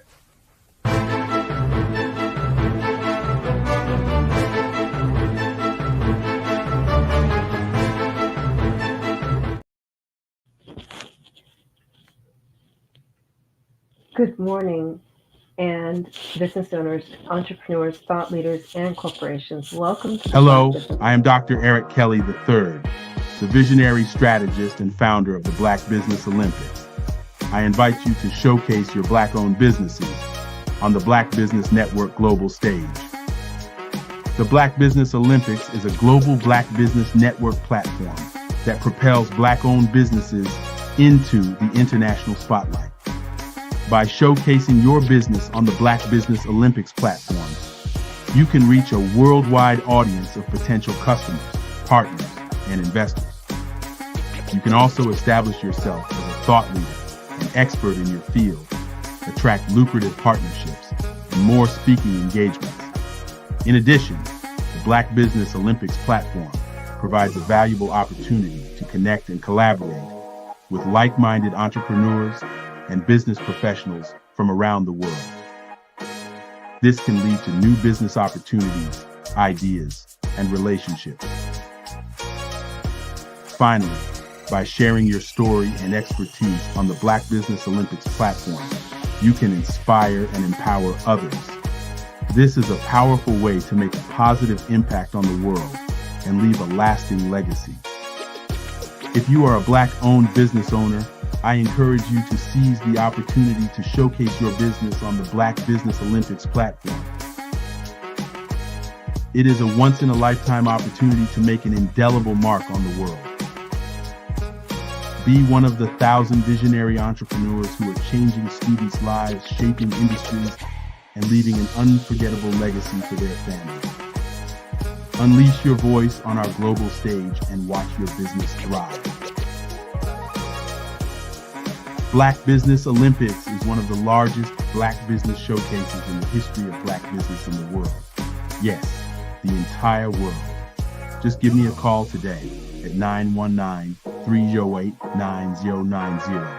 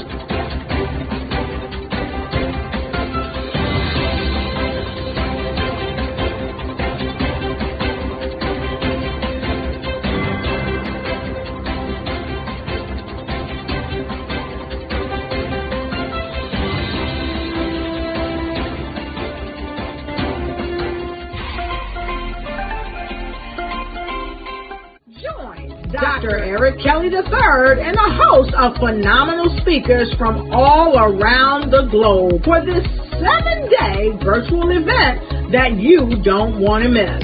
The mission of the Black Business Expo is to raise scholarship money from kids all the way from high school, all the way from college. The Black Business Olympics is one of the largest Black business showcases in the world. It is an opportunity for businesses and companies to showcase their businesses globally. We are going to be giving away laptops up to $5,000 away to students.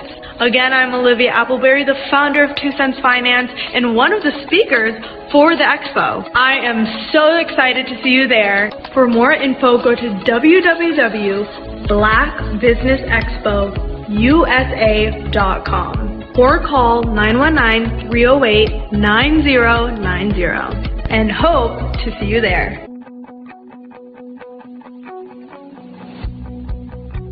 I am Black Business.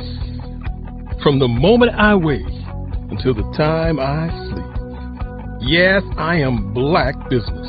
I am Black Business. Tell me, are you Black Business? I am Black Business. Do you support Black businesses? Listen, I support Black business because I am Black Business. Black Business Expo, one of the largest business showcases in the history of Black business in the world. The world. Sign up today at www.blackbusinessexpousa.com or call 919-308-9090. I am Black Business. I am Black Business. From the moment I wake until the time I sleep, I am Black Business. I am Black Business. Are you Black Business? I am Black Business. Do you support Black businesses? I support Black business because I am Black Business. Black Business Expo, one of the largest business showcases in the history of Black America in North Carolina. Join Dr. Eric Kelly III and a host of phenomenal speakers from all around the globe for this 7-day virtual event that you don't want to miss. The mission of the Black Business Expo is to raise scholarship money from kids all the way from high school, all the way from college. The Black Business Olympics is one of the largest Black business showcases in the world. It is an opportunity for businesses and companies to showcase their businesses globally. We are going to be giving away laptops up to $5,000 away to students.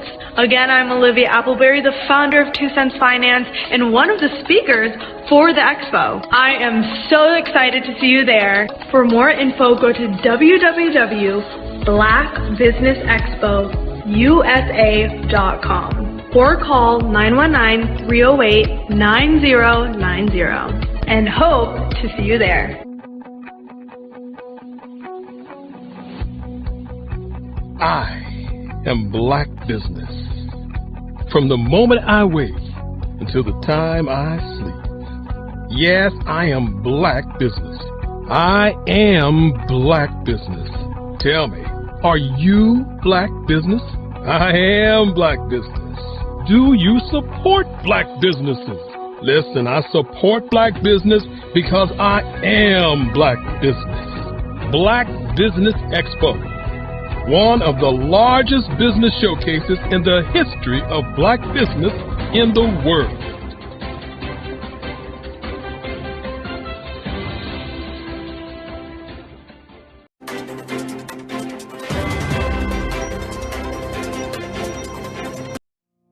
Did you know that approximately 333.34 million businesses exist today, according to a report from 2021? And you may be one of those businesses, or maybe you're not in the business market yet, but you're aspiring to be a business owner.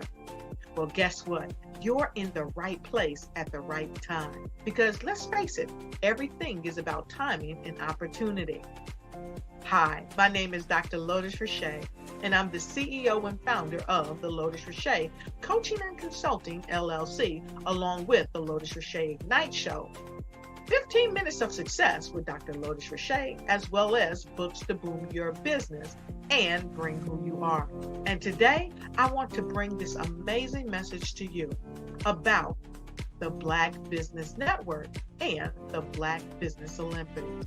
See, the Black Business Network and the Black Business Olympics is designed to help people just like you, that's right, that look like me, to take their business to the next level. Not just in your front yard or your backyard, but globally.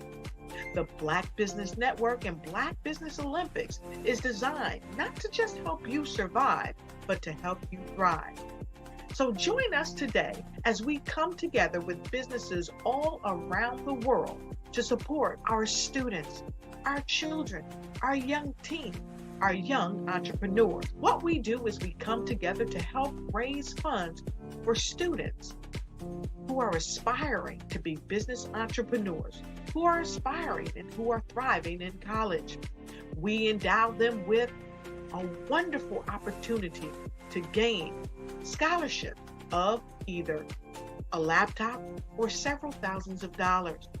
And we invite you to help be a contributor to this amazing opportunity to help someone that looks just like you. So join us today at our website and let us connect with you and help you ignite and take flight in every area of your life on the Black Business Network and the Black Business Olympics. I'll see you on the other side.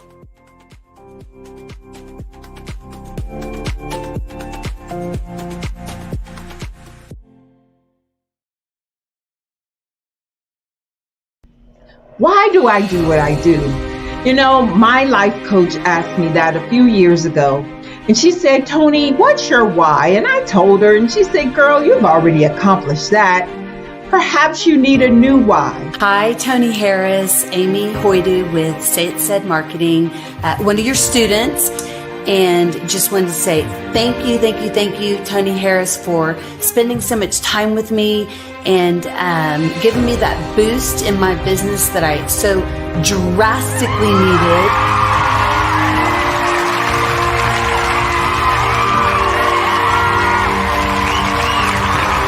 My why is to touch, move, and inspire my clients to take drastic steps to be better than they were before they met me. I'm a resource.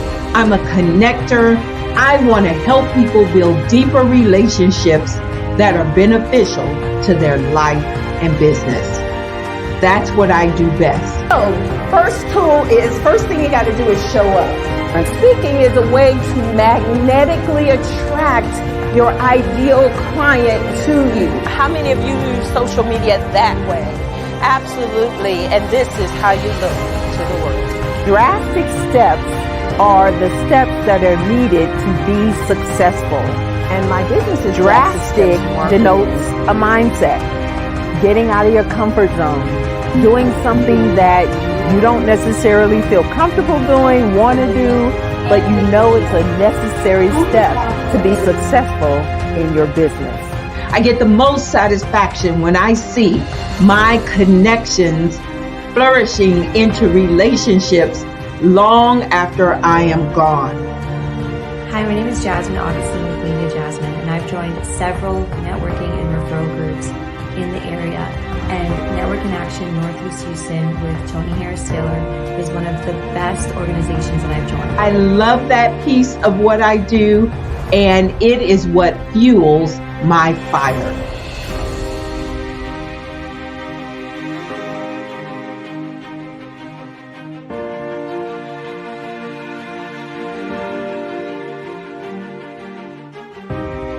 My name is Tony Harris Taylor, saying take a drastic step today for a fantastic tomorrow.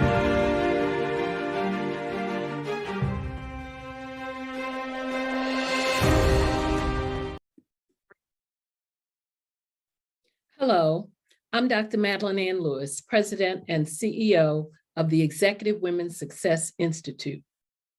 And my genius is helping women accelerate the path to success.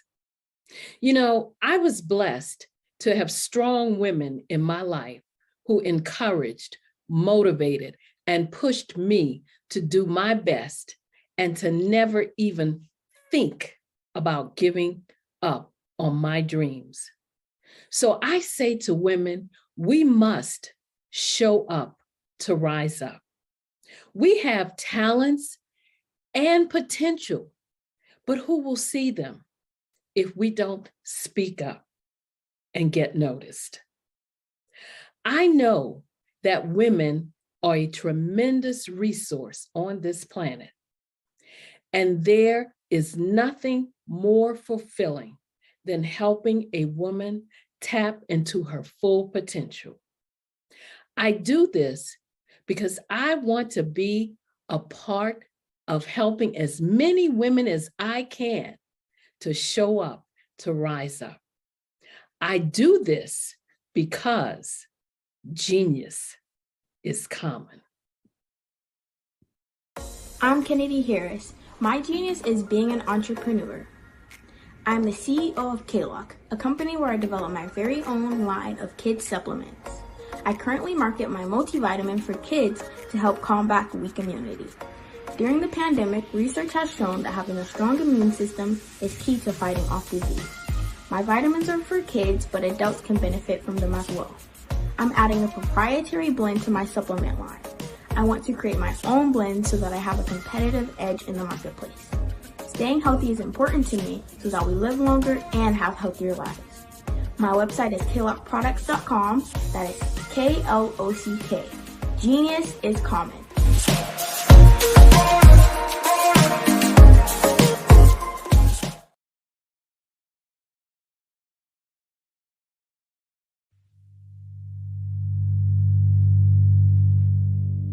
So what we have to do is when we get in a spot, we need to create some spots for us. That's the main thing. We need to be able to be in a position where we're able to create those spots for us.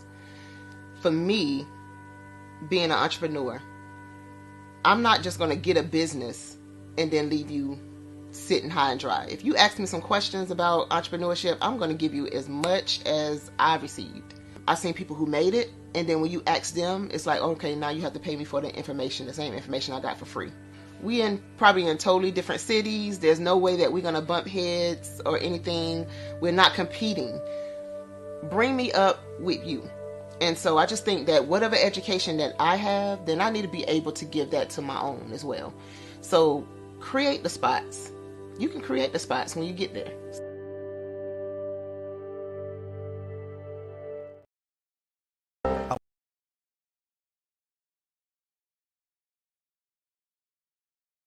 I was born in a little village on the island of Haiti. Many deadly diseases pounded me. It is as if they were on a mission to end my existence on this earth. I refused to give up. In 1983, I left Haiti and came to the United States of America. And I came with $5, 2 shirts. I didn't speak any English. I came to Atlanta. I got a job. I was a doorman. I was a doorman with a dream. What I used to do, I used to come on stage. I'd rehearse this moment that I'm standing in front of you. That's the power of a dream. Maybe today is the day you begin acting as if you already have it. And then step out with full force. Take a risk. No condition is permanent. Don't let your situation distract you. You are chosen. You are called. You are born for a purpose in this life.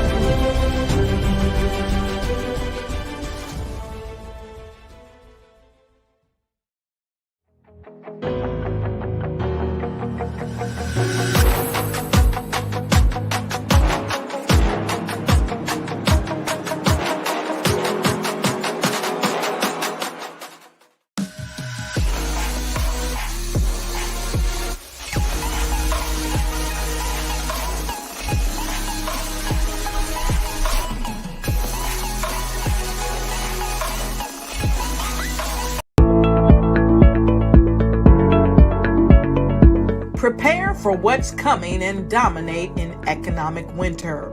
Stand strong and thrive by showcasing your great products and services globally through the Black Business Network and Black Business Olympics.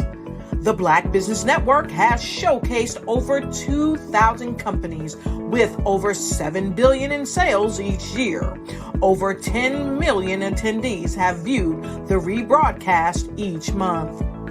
Through the Black Business Olympics, unique styles of business training and mentoring are turning students into business owners and entrepreneurial warriors who will dominate in any economy. Gain the ultimate advantage of the Black Business Olympics, 7 days of unbelievable topics and speakers speaking around the globe. Donate your time and experience to provide expertise and scholarships to students worldwide and change the world. Now, more than ever, new insights, tools, strategies, and capabilities are needed. This is your chance for a major presentation to the world. Fill out the form and join the more than 2,000 speakers who have presented to over 200 countries. Join the Black Business Network streaming live into the Metaverse, STEM City, Black Multiverse Enterprises, Hulu, Amazon, YouTube, iHeartRadio, Apple, Facebook, LinkedIn, Pod TV, IBM TV, Spotify, and Google Podcasts. Sign up today. Spaces are limited, and we will see you there.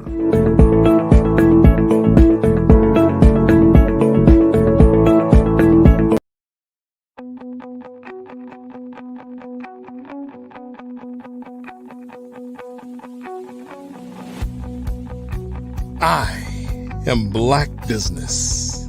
From the moment I wake until the time I sleep. Yes, I am Black Business.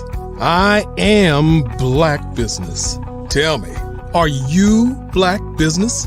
I am Black Business. Do you support Black businesses? Listen, I support Black business because I am Black Business.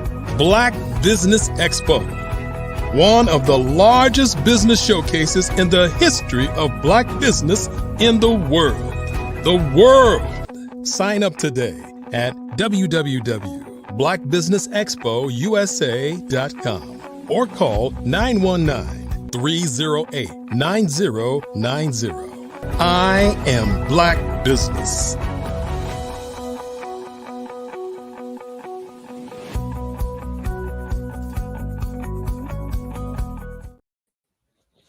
Good morning,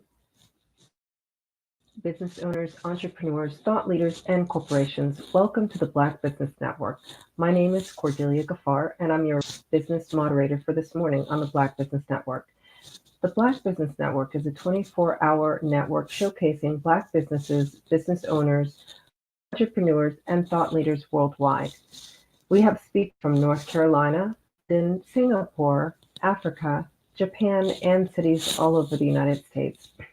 The Black Business Network is a global community sharing its business knowledge to empower, inspire, and educate businesses about business. Our next speaker is Remy Jules. He's a passionate advocate and subject matter expert for government through government programs, hailing from the vibrant city of Austin, Texas. Born and raised in the heart of this eclectic city, Remy has developed a deep understanding of the unique challenges faced by individuals and families seeking affordable housing options. As a real estate investor, Remy has adopted a socially conscious approach, striving to create and maintain affordable housing options for individuals and families across Central Texas. Recognizing the critical role of government programs in addressing housing disparities, Remy became an influential advocate for affordable housing services at both the local and state levels.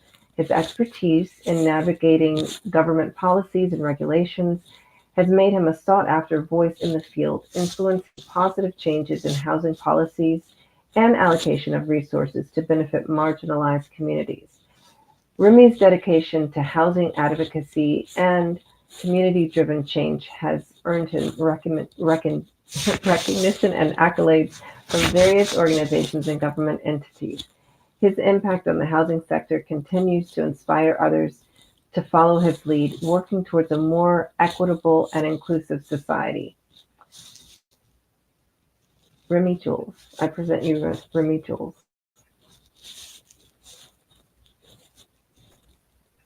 Hey, how you doing? Good morning, good afternoon, and good evening, everyone. So happy to be here. My name is Cordelia. Thank you so much for that opportunity to introduce me. Man, you just make those words sound so beautiful. I would greatly appreciate that. Happy to be here. Thank you. I appreciate that.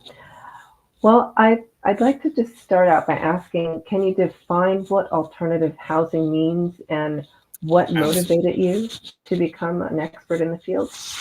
Yes, ma'am. Absolutely. So again, my name is Remy Jules. I am based here in this glorious city of Austin, Texas. For those that are familiar with Austin, Texas, they know that it is the tech hub of the South. And unfortunately, because it has become a huge tech hub of the South, I would say within the last 5 to 7 years, there's been a large migration of Californians. A lot of people on the West Coast that moved to Central Texas. And unfortunately, it has caused pricing hikes and the real estate hikes to increase greatly. So therefore, it actually led to more and more people becoming unhoused, can't afford housing. And so I just wanted to be, as a born and raised native Austinite, I just wanted to do whatever I could to be a solution to my community. And so I basically got into, I always wanted to get into real estate. I really, just kind of looking for opportunities to get into real estate.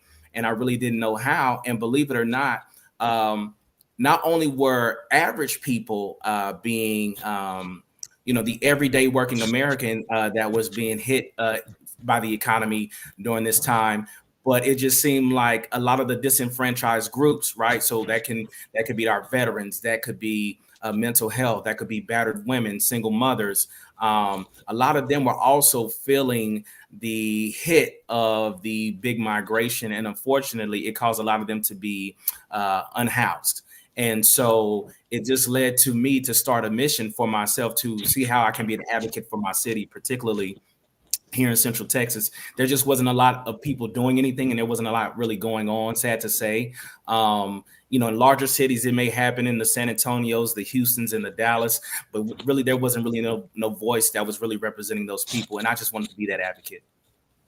So if I'm understanding you correctly, these are displaced people. That's what alternative housing is? Okay. Yes, ma'am. So basically alternative housing, the purpose of alternative housing and what alternative housing is basically providing a solution means for those that, so I give an example, right? I can kind of speak a little bit more that way. If you think about it from the perspective of those that are actually falling into homelessness, or those are on some type of supportive voucher programs or some type of subsidy program, Social Security and things of that nature. A lot of them now with these, especially here in Austin, they're literally grouped together in these shelters, right? And so it's not really the best conditions for them. It's probably not the best sanitary conditions for them. And then it's not also the best privacy conditions for them. So what we started to do, me and my team, we actually intentionally started purchasing real estate and providing a shared living or community living space in these homes. And that means whether if it's a 4-bedroom house, think about it like this. If it's a 4-bedroom house, then it could actually be either 2 beds to a room, or they can actually pay and afford their own bedroom at an affordable rate, $25 to $35 a day, in comparison to an Airbnb or a hotel that's asking for $400 to $500 per week. So we just want to provide an affordable means, and we were able to partner up with different city programs. So you got the Red Cross, you have Goodwill, you have. I'm also sit on the board for an organization. It's called Ending Community Homeless Coalition here in Central Texas. And I sit as one of the board members, and they completely supported the idea, to the point to where the city was able to put together set aside funds to help support that endeavor. Oh, okay. Wow. That's really, are there other programs like that around the country, or you're not affiliated with, you haven't created a network nationally? Well, yeah. So there actually are other programs in other states and other areas. And then there's some people like myself that just operate independently, but we actually develop MOUs and partnerships. I'll give an example. So I actually have a partnership with, in my city, Austin Area Urban League. Austin Area Urban League, they actually have a program for reentry. So these are men and women that are transitioning out of the correction system. So these are former felons that are looking to get back into society, right? So there maybe be going through a workforce program, and the only missing component was housing, right? Because they have to have an address. And a lot of them are trying to escape the environments that they came from so they can be on the straight and narrow, right? And so it was just an opportunity there for me to meet with the president, Mr. Quincy Dunlap. Shout out to the Urban League family. And he asked me, hey, man, I would love the opportunity for you to partner with our program and see how you can better serve these individuals. And sure enough, what they did was they covered 3 to 6 months for these individuals, which allowed them to not only go through the program where they got their OSHA permits and they got their forklift certifications. And guess what? Now they had second chance employment program. They were working with they got hired by a second chance employment program, which also gave them the work. So it literally covered the time frame from them to actually enter into the program, graduate from the program, so that way that they have activating income and active income as they were being housed. Wow, that's really good. So now, and the timing lines up in such a way that now that they're getting a paycheck and they can take over paying for normal housing. Absolutely. And what I love about this model is you don't have to be licensed to do it. A lot of people think, and a lot of people, there's a lot of regulations regarding housing and things of that nature, which is true. However, in this particular model, it's not, because all we do, we just particularly own the real estate, and the case workers and the case managers are actually the ones that are spearheading, making sure that their clients are being taken care of. So they're the ones that are checking in. They're the ones that'll give us a call. We'll just make sure that they have the access code or the keys to the property, and they do weekly checks. And if they need anything, then we'll check in or whatever the situation may be. What we like to do is that, particularly in our homes, we want functioning active individuals that can function for themselves. So, like, I'll give you an example. So maybe like the first week, they may come in, they may have a full fridge, they may have food, things of that nature. But usually after that, they're kind of responsible for their own living. Okay. I hope I answered the question. Yeah, you completely are. You have such complete answers. I love it. Thank you so much for that. Yes, ma'am. And so, I see you're helping people that are either transitioning back into society or have had some other form of transition when we were talking about the single mothers.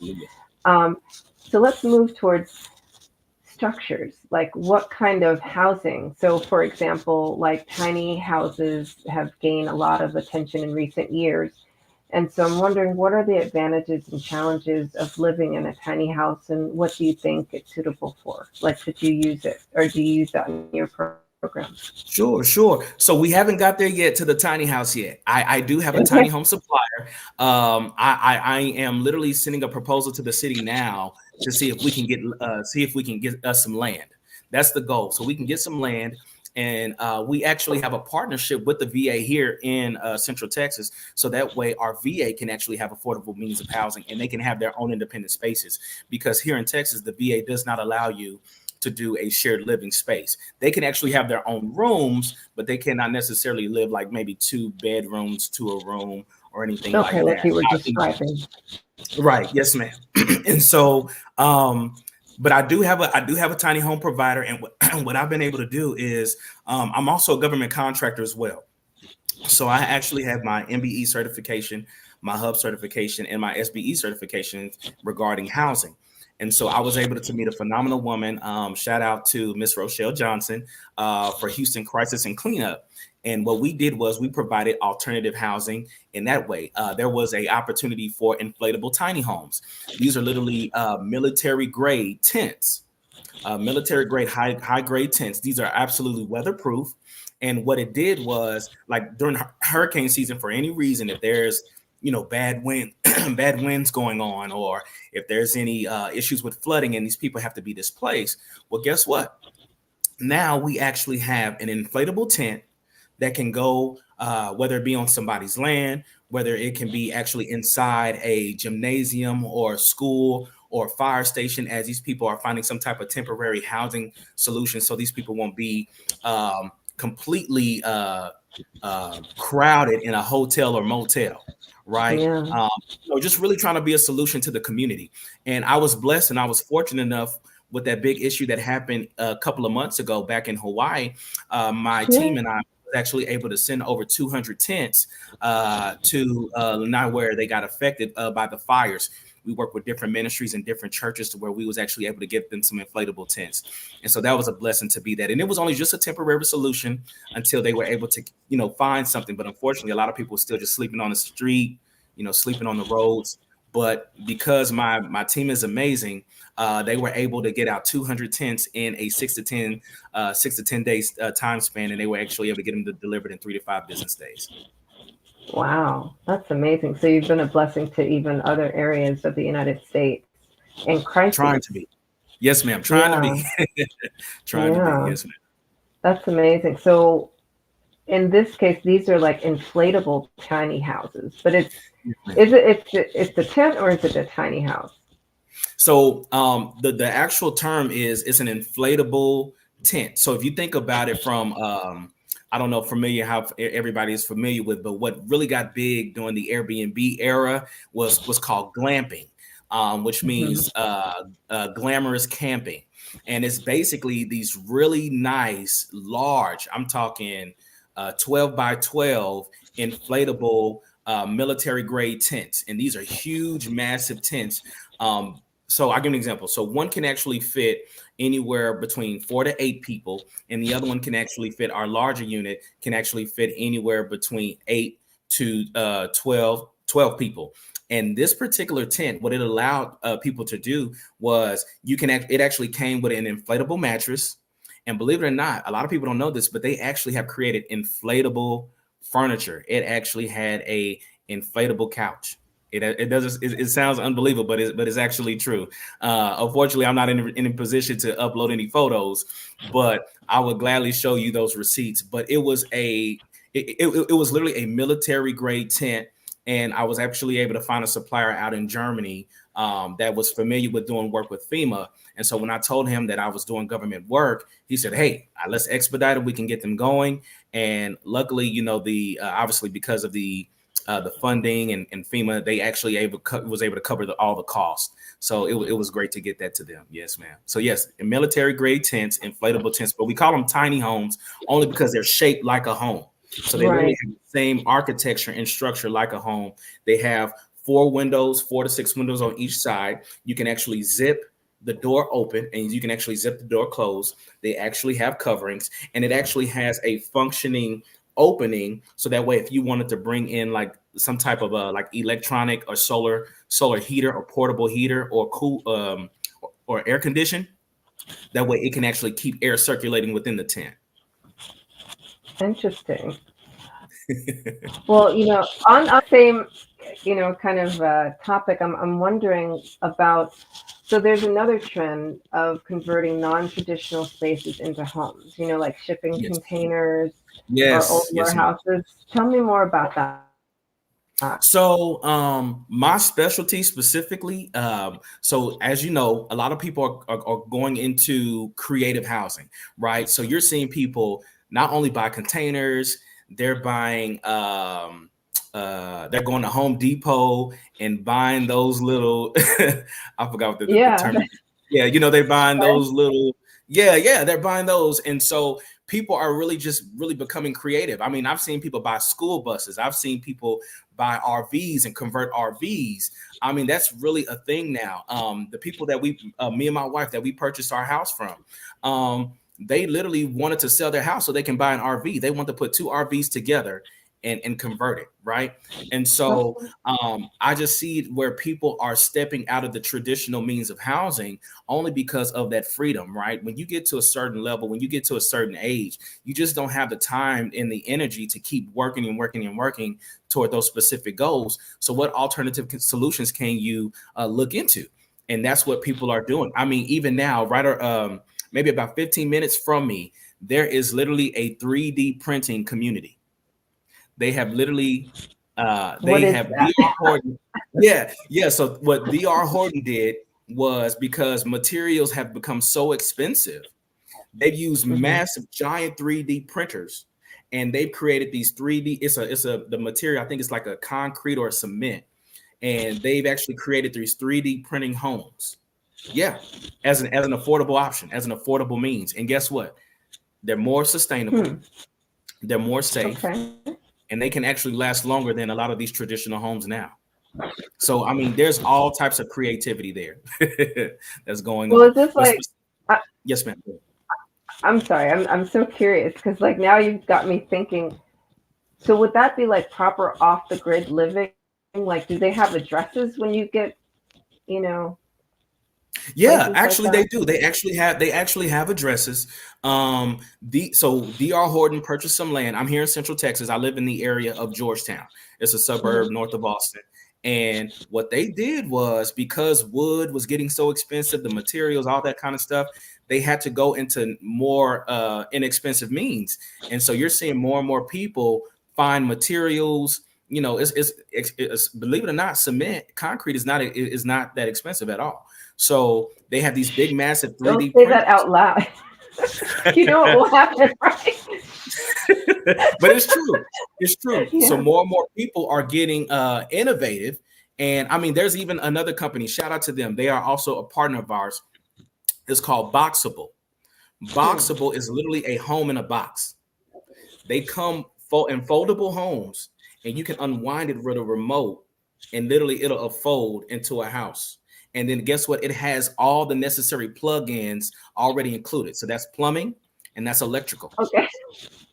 So not to give you too much, but it's true. This is really true, because what's happening is in areas like California, San Francisco, Austin in particular, even a lot of these southern cities and southern areas, you're seeing a large migration of people moving to these areas. And so they're used to making a certain amount of money. So it's nothing for them to buy houses cash. It's nothing for them to buy land cash. And what does that do? That drives up the prices for the actual natives there. And we know this by gentrification and so forth and so on, right? So what can we do to be a part of the solution? Well, me particularly, mine is more community oriented and community based. So I was literally purchasing real estate. My whole goal was to own real estate and then donate it. And when I say donate it, I'm not meaning donate it in the sense of ownership, but I'm saying, hey, Goodwill, here's a list of properties that I own that I will be more than happy to give to those in need that are coming to you, seeking you for sources for housing, for some type of sustainable living, something like that. And believe it or not, a lot of these organizations and a lot of these initiatives, they get grants on a yearly basis, on a monthly basis, actually. But they get awarded a certain amount of money, and it is their goal to be able to provide housing for these individuals, for the communities that they serve. And if they don't, they lose that funding. So they're actually willing to pay you to house individuals. So that's one of the reasons why I got into my space, because I wanted to get into housing. But what was the best way for me to get into housing to secure my investment, so to speak? Because you're seeing more and more people, you're seeing more and more houses going up for sale. You see, especially those in the Airbnb sector. They're kind of going through their own form of recession right now. So I get calls on a daily basis, on a weekly basis. Hey, do you know anybody with a program? Hey, do you have any room? Hey, you want to take over my house? You're more than happy to take over mine. So it's just things like that, because they know that I have connections with different city organizations. Wow. So sorry if I need to slow down, let me know. No. That's like, this is fabulous and fantastic. I didn't even know. See, this is the great thing about being a moderator on the Black Business Network.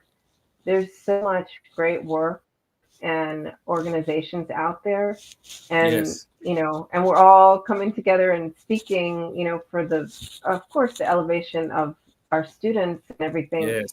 And we get to know about programs like what you're doing and different organizations you're affiliated with. So, I mean, I have lots and lots of questions, but and sure. Well, that's what I'm here for. Yeah, I'm really enjoying all the knowledge that you're sharing. And so I'm just wondering, what do you see as the future for alternative housing? Are there emerging? I mean, I'm really fascinated. I want to know, like, a different question before you get to that one. Like, yes, ma'am. How do you have a house in a box that has plumbing and electricity? Like, yeah, I need to know more. So these houses in you can actually Google it. You can actually check out their Instagram page, and it shows you how they can literally, like, they're building apartments faster now. They actually have boxable apartments. This is true. And all these units, and they come with different connections to plug them all in. But when I say the electric, it's already coming in with the hookup. So it's not already electric, powered. So I'll give you an example. If you purchase some land, it's still up to you to get it surveyed, to connect the water lines, to connect the electrical lines, right? And so then when you actually put the boxable units on there, then once it's connected to that power source, to that generator, then it'll be a fully functioning home for you to, live in, right? But what's happening is that more and more people are doing the off-grid, the rural things of that nature. And so they're looking to more affordable means. And so believe it or not, our brothers and sisters out there in China and Thailand and Germany and overseas, they kind of have this problem with overpopulation. So because of overpopulation, they had to produce, and not just overpopulation, but just the economy itself. So what can we do to get people off the street? And, one thing is that, unfortunately, I wish the US took a little bit more pride in really serving the homeless. But in other countries and in other cultures, they literally nobody is supposed to be homeless. Like they don't, if you're living on the street, it's by choice. So they will literally get, some areas in some countries will literally give you free housing, free education, right? Free healthcare. But in particularly, they have these units. They have these massive units ranging from 10 by 10s to 12 by 12s, 16 by 18s. 398 square feet, 700 square feet. These are units. Oh man, I wish I could tell you about everything that Tesla is doing right now, because we see it firsthand. I live near the Gigafactory. I literally live maybe about 15, 20 minutes away. And you see these beautiful they're almost like an upgraded version of a tiny home. And they have these lights. It almost looks like a spaceship. I'm gonna be honest with you. But it literally has all the means. And so Elon Musk is buying more and more land because a lot of his workers are working 12-hour shifts. They work 4 days on, 3 days off. And one of the biggest issues has been commuting. So what he's doing is he's providing houses on the land near the Gigafactory, and he's providing transportation. So you're seeing somebody that's willing to be not only intuitive, but really creating a solution before the problem even starts. And that's kind of what I wanted to do specifically with real estate. I really wanted to get into real estate. And I'm like, okay, I know there's a lot of people that are struggling with housing. But at the same time, when we're seeing more and more people getting laid off, unfortunately, and going through economic hardships, what can you do with your real estate? What can we do? Well, a lot of people don't know that HUD, HUD, is actually, the Department of Housing and Urban Development. They are providing housing. They are providing grants. They're providing waivers. They're providing vouchers. They are literally just in Austin alone, in my city alone, Austin released $350 million in housing initiatives alone.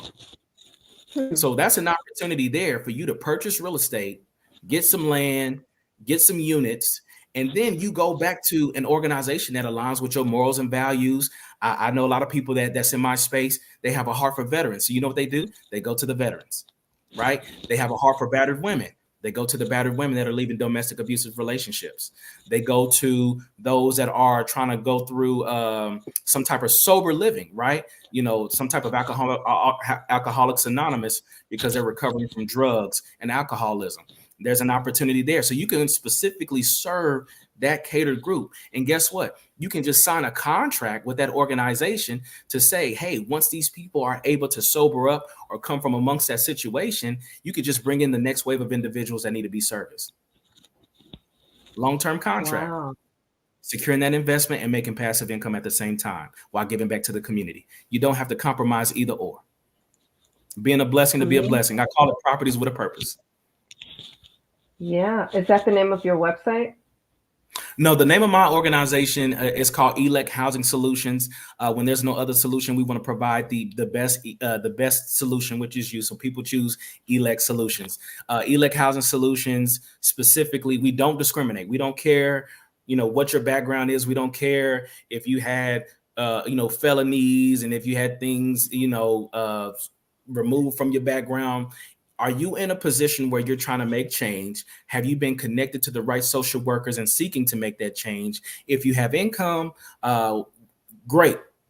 If you have income, great. If you're looking for, if you have some type of benefit that's even pending approval, great. That's what we can work with.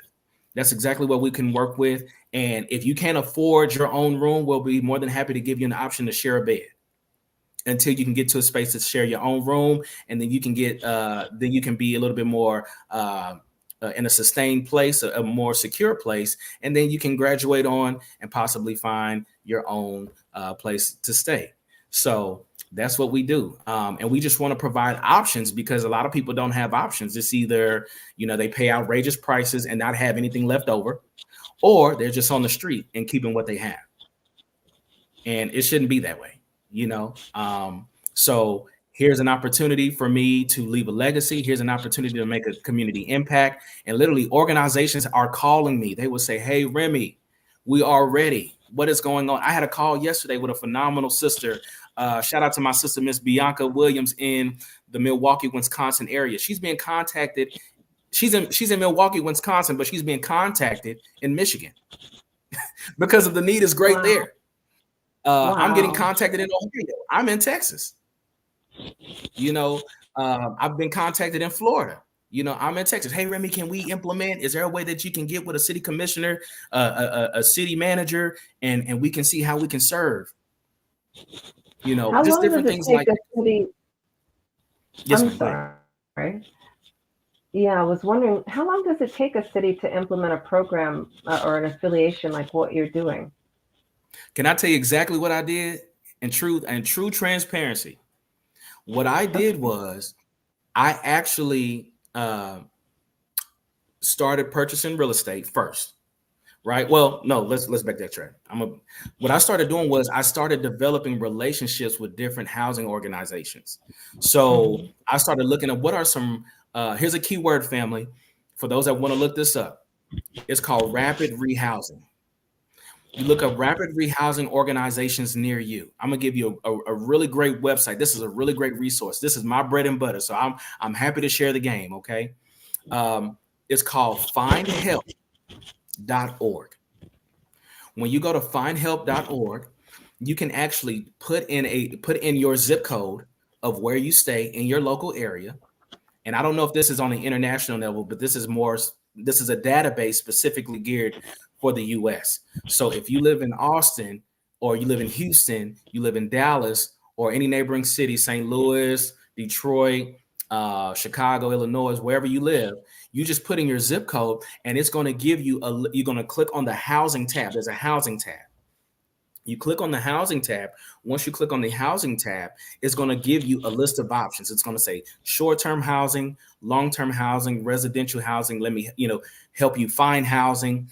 You're going to click on the residential housing tab, and then it's going to give you a list of different organizations that are in your area that supports housing services or housing needs. You can literally call them and say, "Hey, how you doing? My name is John Smith of Smith Housing. I'm just calling because, I just have a heart for this community, and I want to see how I can better serve the needs of this community. Who can I speak with?" Well, 9 times out of 10, they're going to connect you to a social worker. So either a social worker or a department manager. When you connect to a department manager or social worker, that is who is going to give you the proper steps of what they look for. If there's an opportunity to come and check out the property, inspect the property, and just what you have in place. Believe it or not, a lot of people don't even have housing organizations like myself, but they end up developing one, or they have property owners like myself that's willing to rent to those that may cater to seniors, that may cater to the elderly, that may cater to disabled veterans or something like that. So that's literally how you can actually get started. Awesome. Thank you so much. And thank you for being here on the Black Business Network today, Remy. Yes, ma'am. And genius is common, and we'll see you on the other side.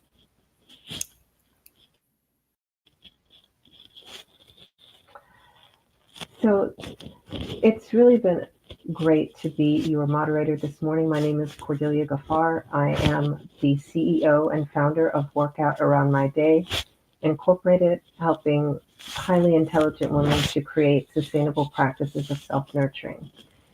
And I would like to also remind you that the Black Business Expo mission is to raise funds for high school seniors going to college or K through 12 entrepreneurs. This expo is a fundraiser for students.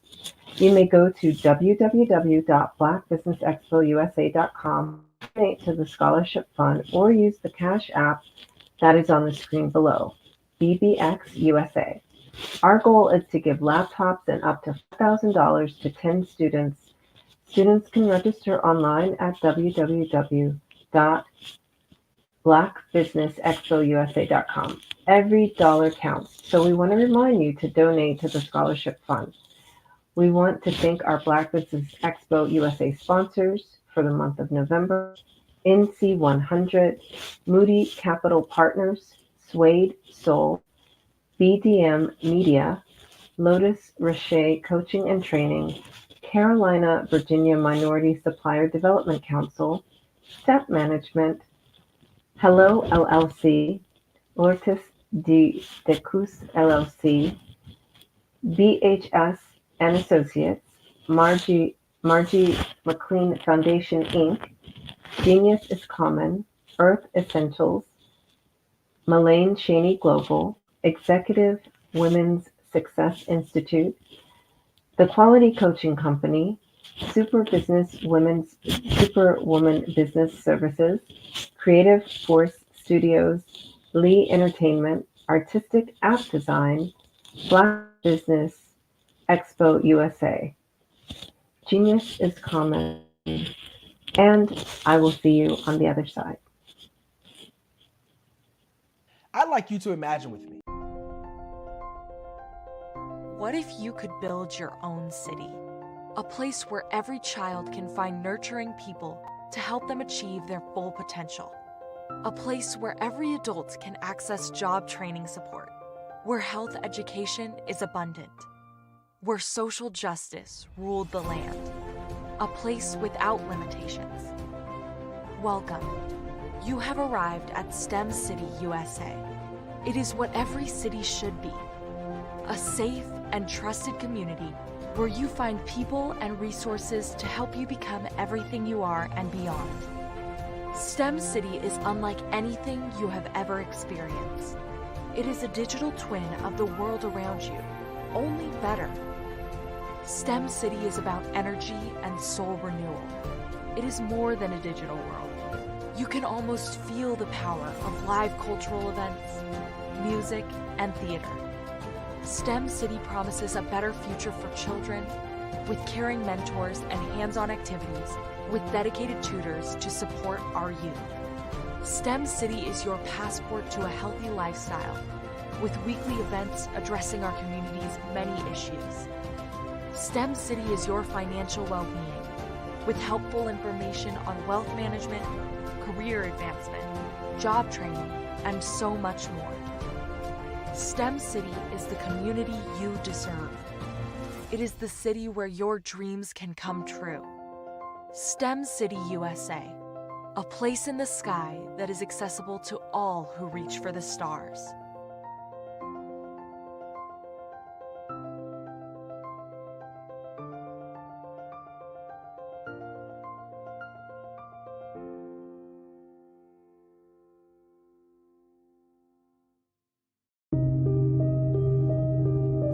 The Black Business Expo is changing my life. This year, they are giving away laptops and even $5,000 in cash to students just like me.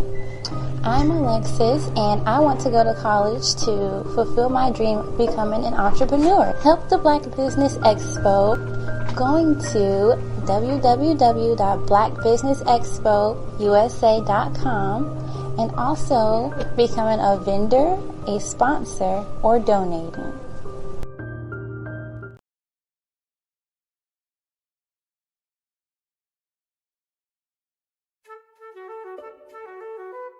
This is Dr. Arnold T. Petsworth. He's the owner of Petsworth Vet World, a veterinary clinic in Hopton, Connecticut. His patients include dog, cat, frog, fish, Goldie, dog, and this alpaca. Due to doctor-patient confidentiality, we can't tell you their names. Business at Vet World was steady, and then quarantine hit. Neighbors brought new four-legged friends into their homes. Bunnies. Bunnies everywhere. Dr. Petsworth welcomed these new patients with open arms. The only problem? There were more appointments than he could manage. That's when Dr. Petsworth turned to his American Express business card, which offers spending potential that's built for his changing business needs. He decided to hire a new assistant, Julio, and with spending power built for business purchases, he used his card to furnish a new exam room. Together, Dr. Petsworth, Julio, and American Express Business made sure all the pets of Hopton got the love and care they deserve. And everyone was happy. Get the card built for business by American Express.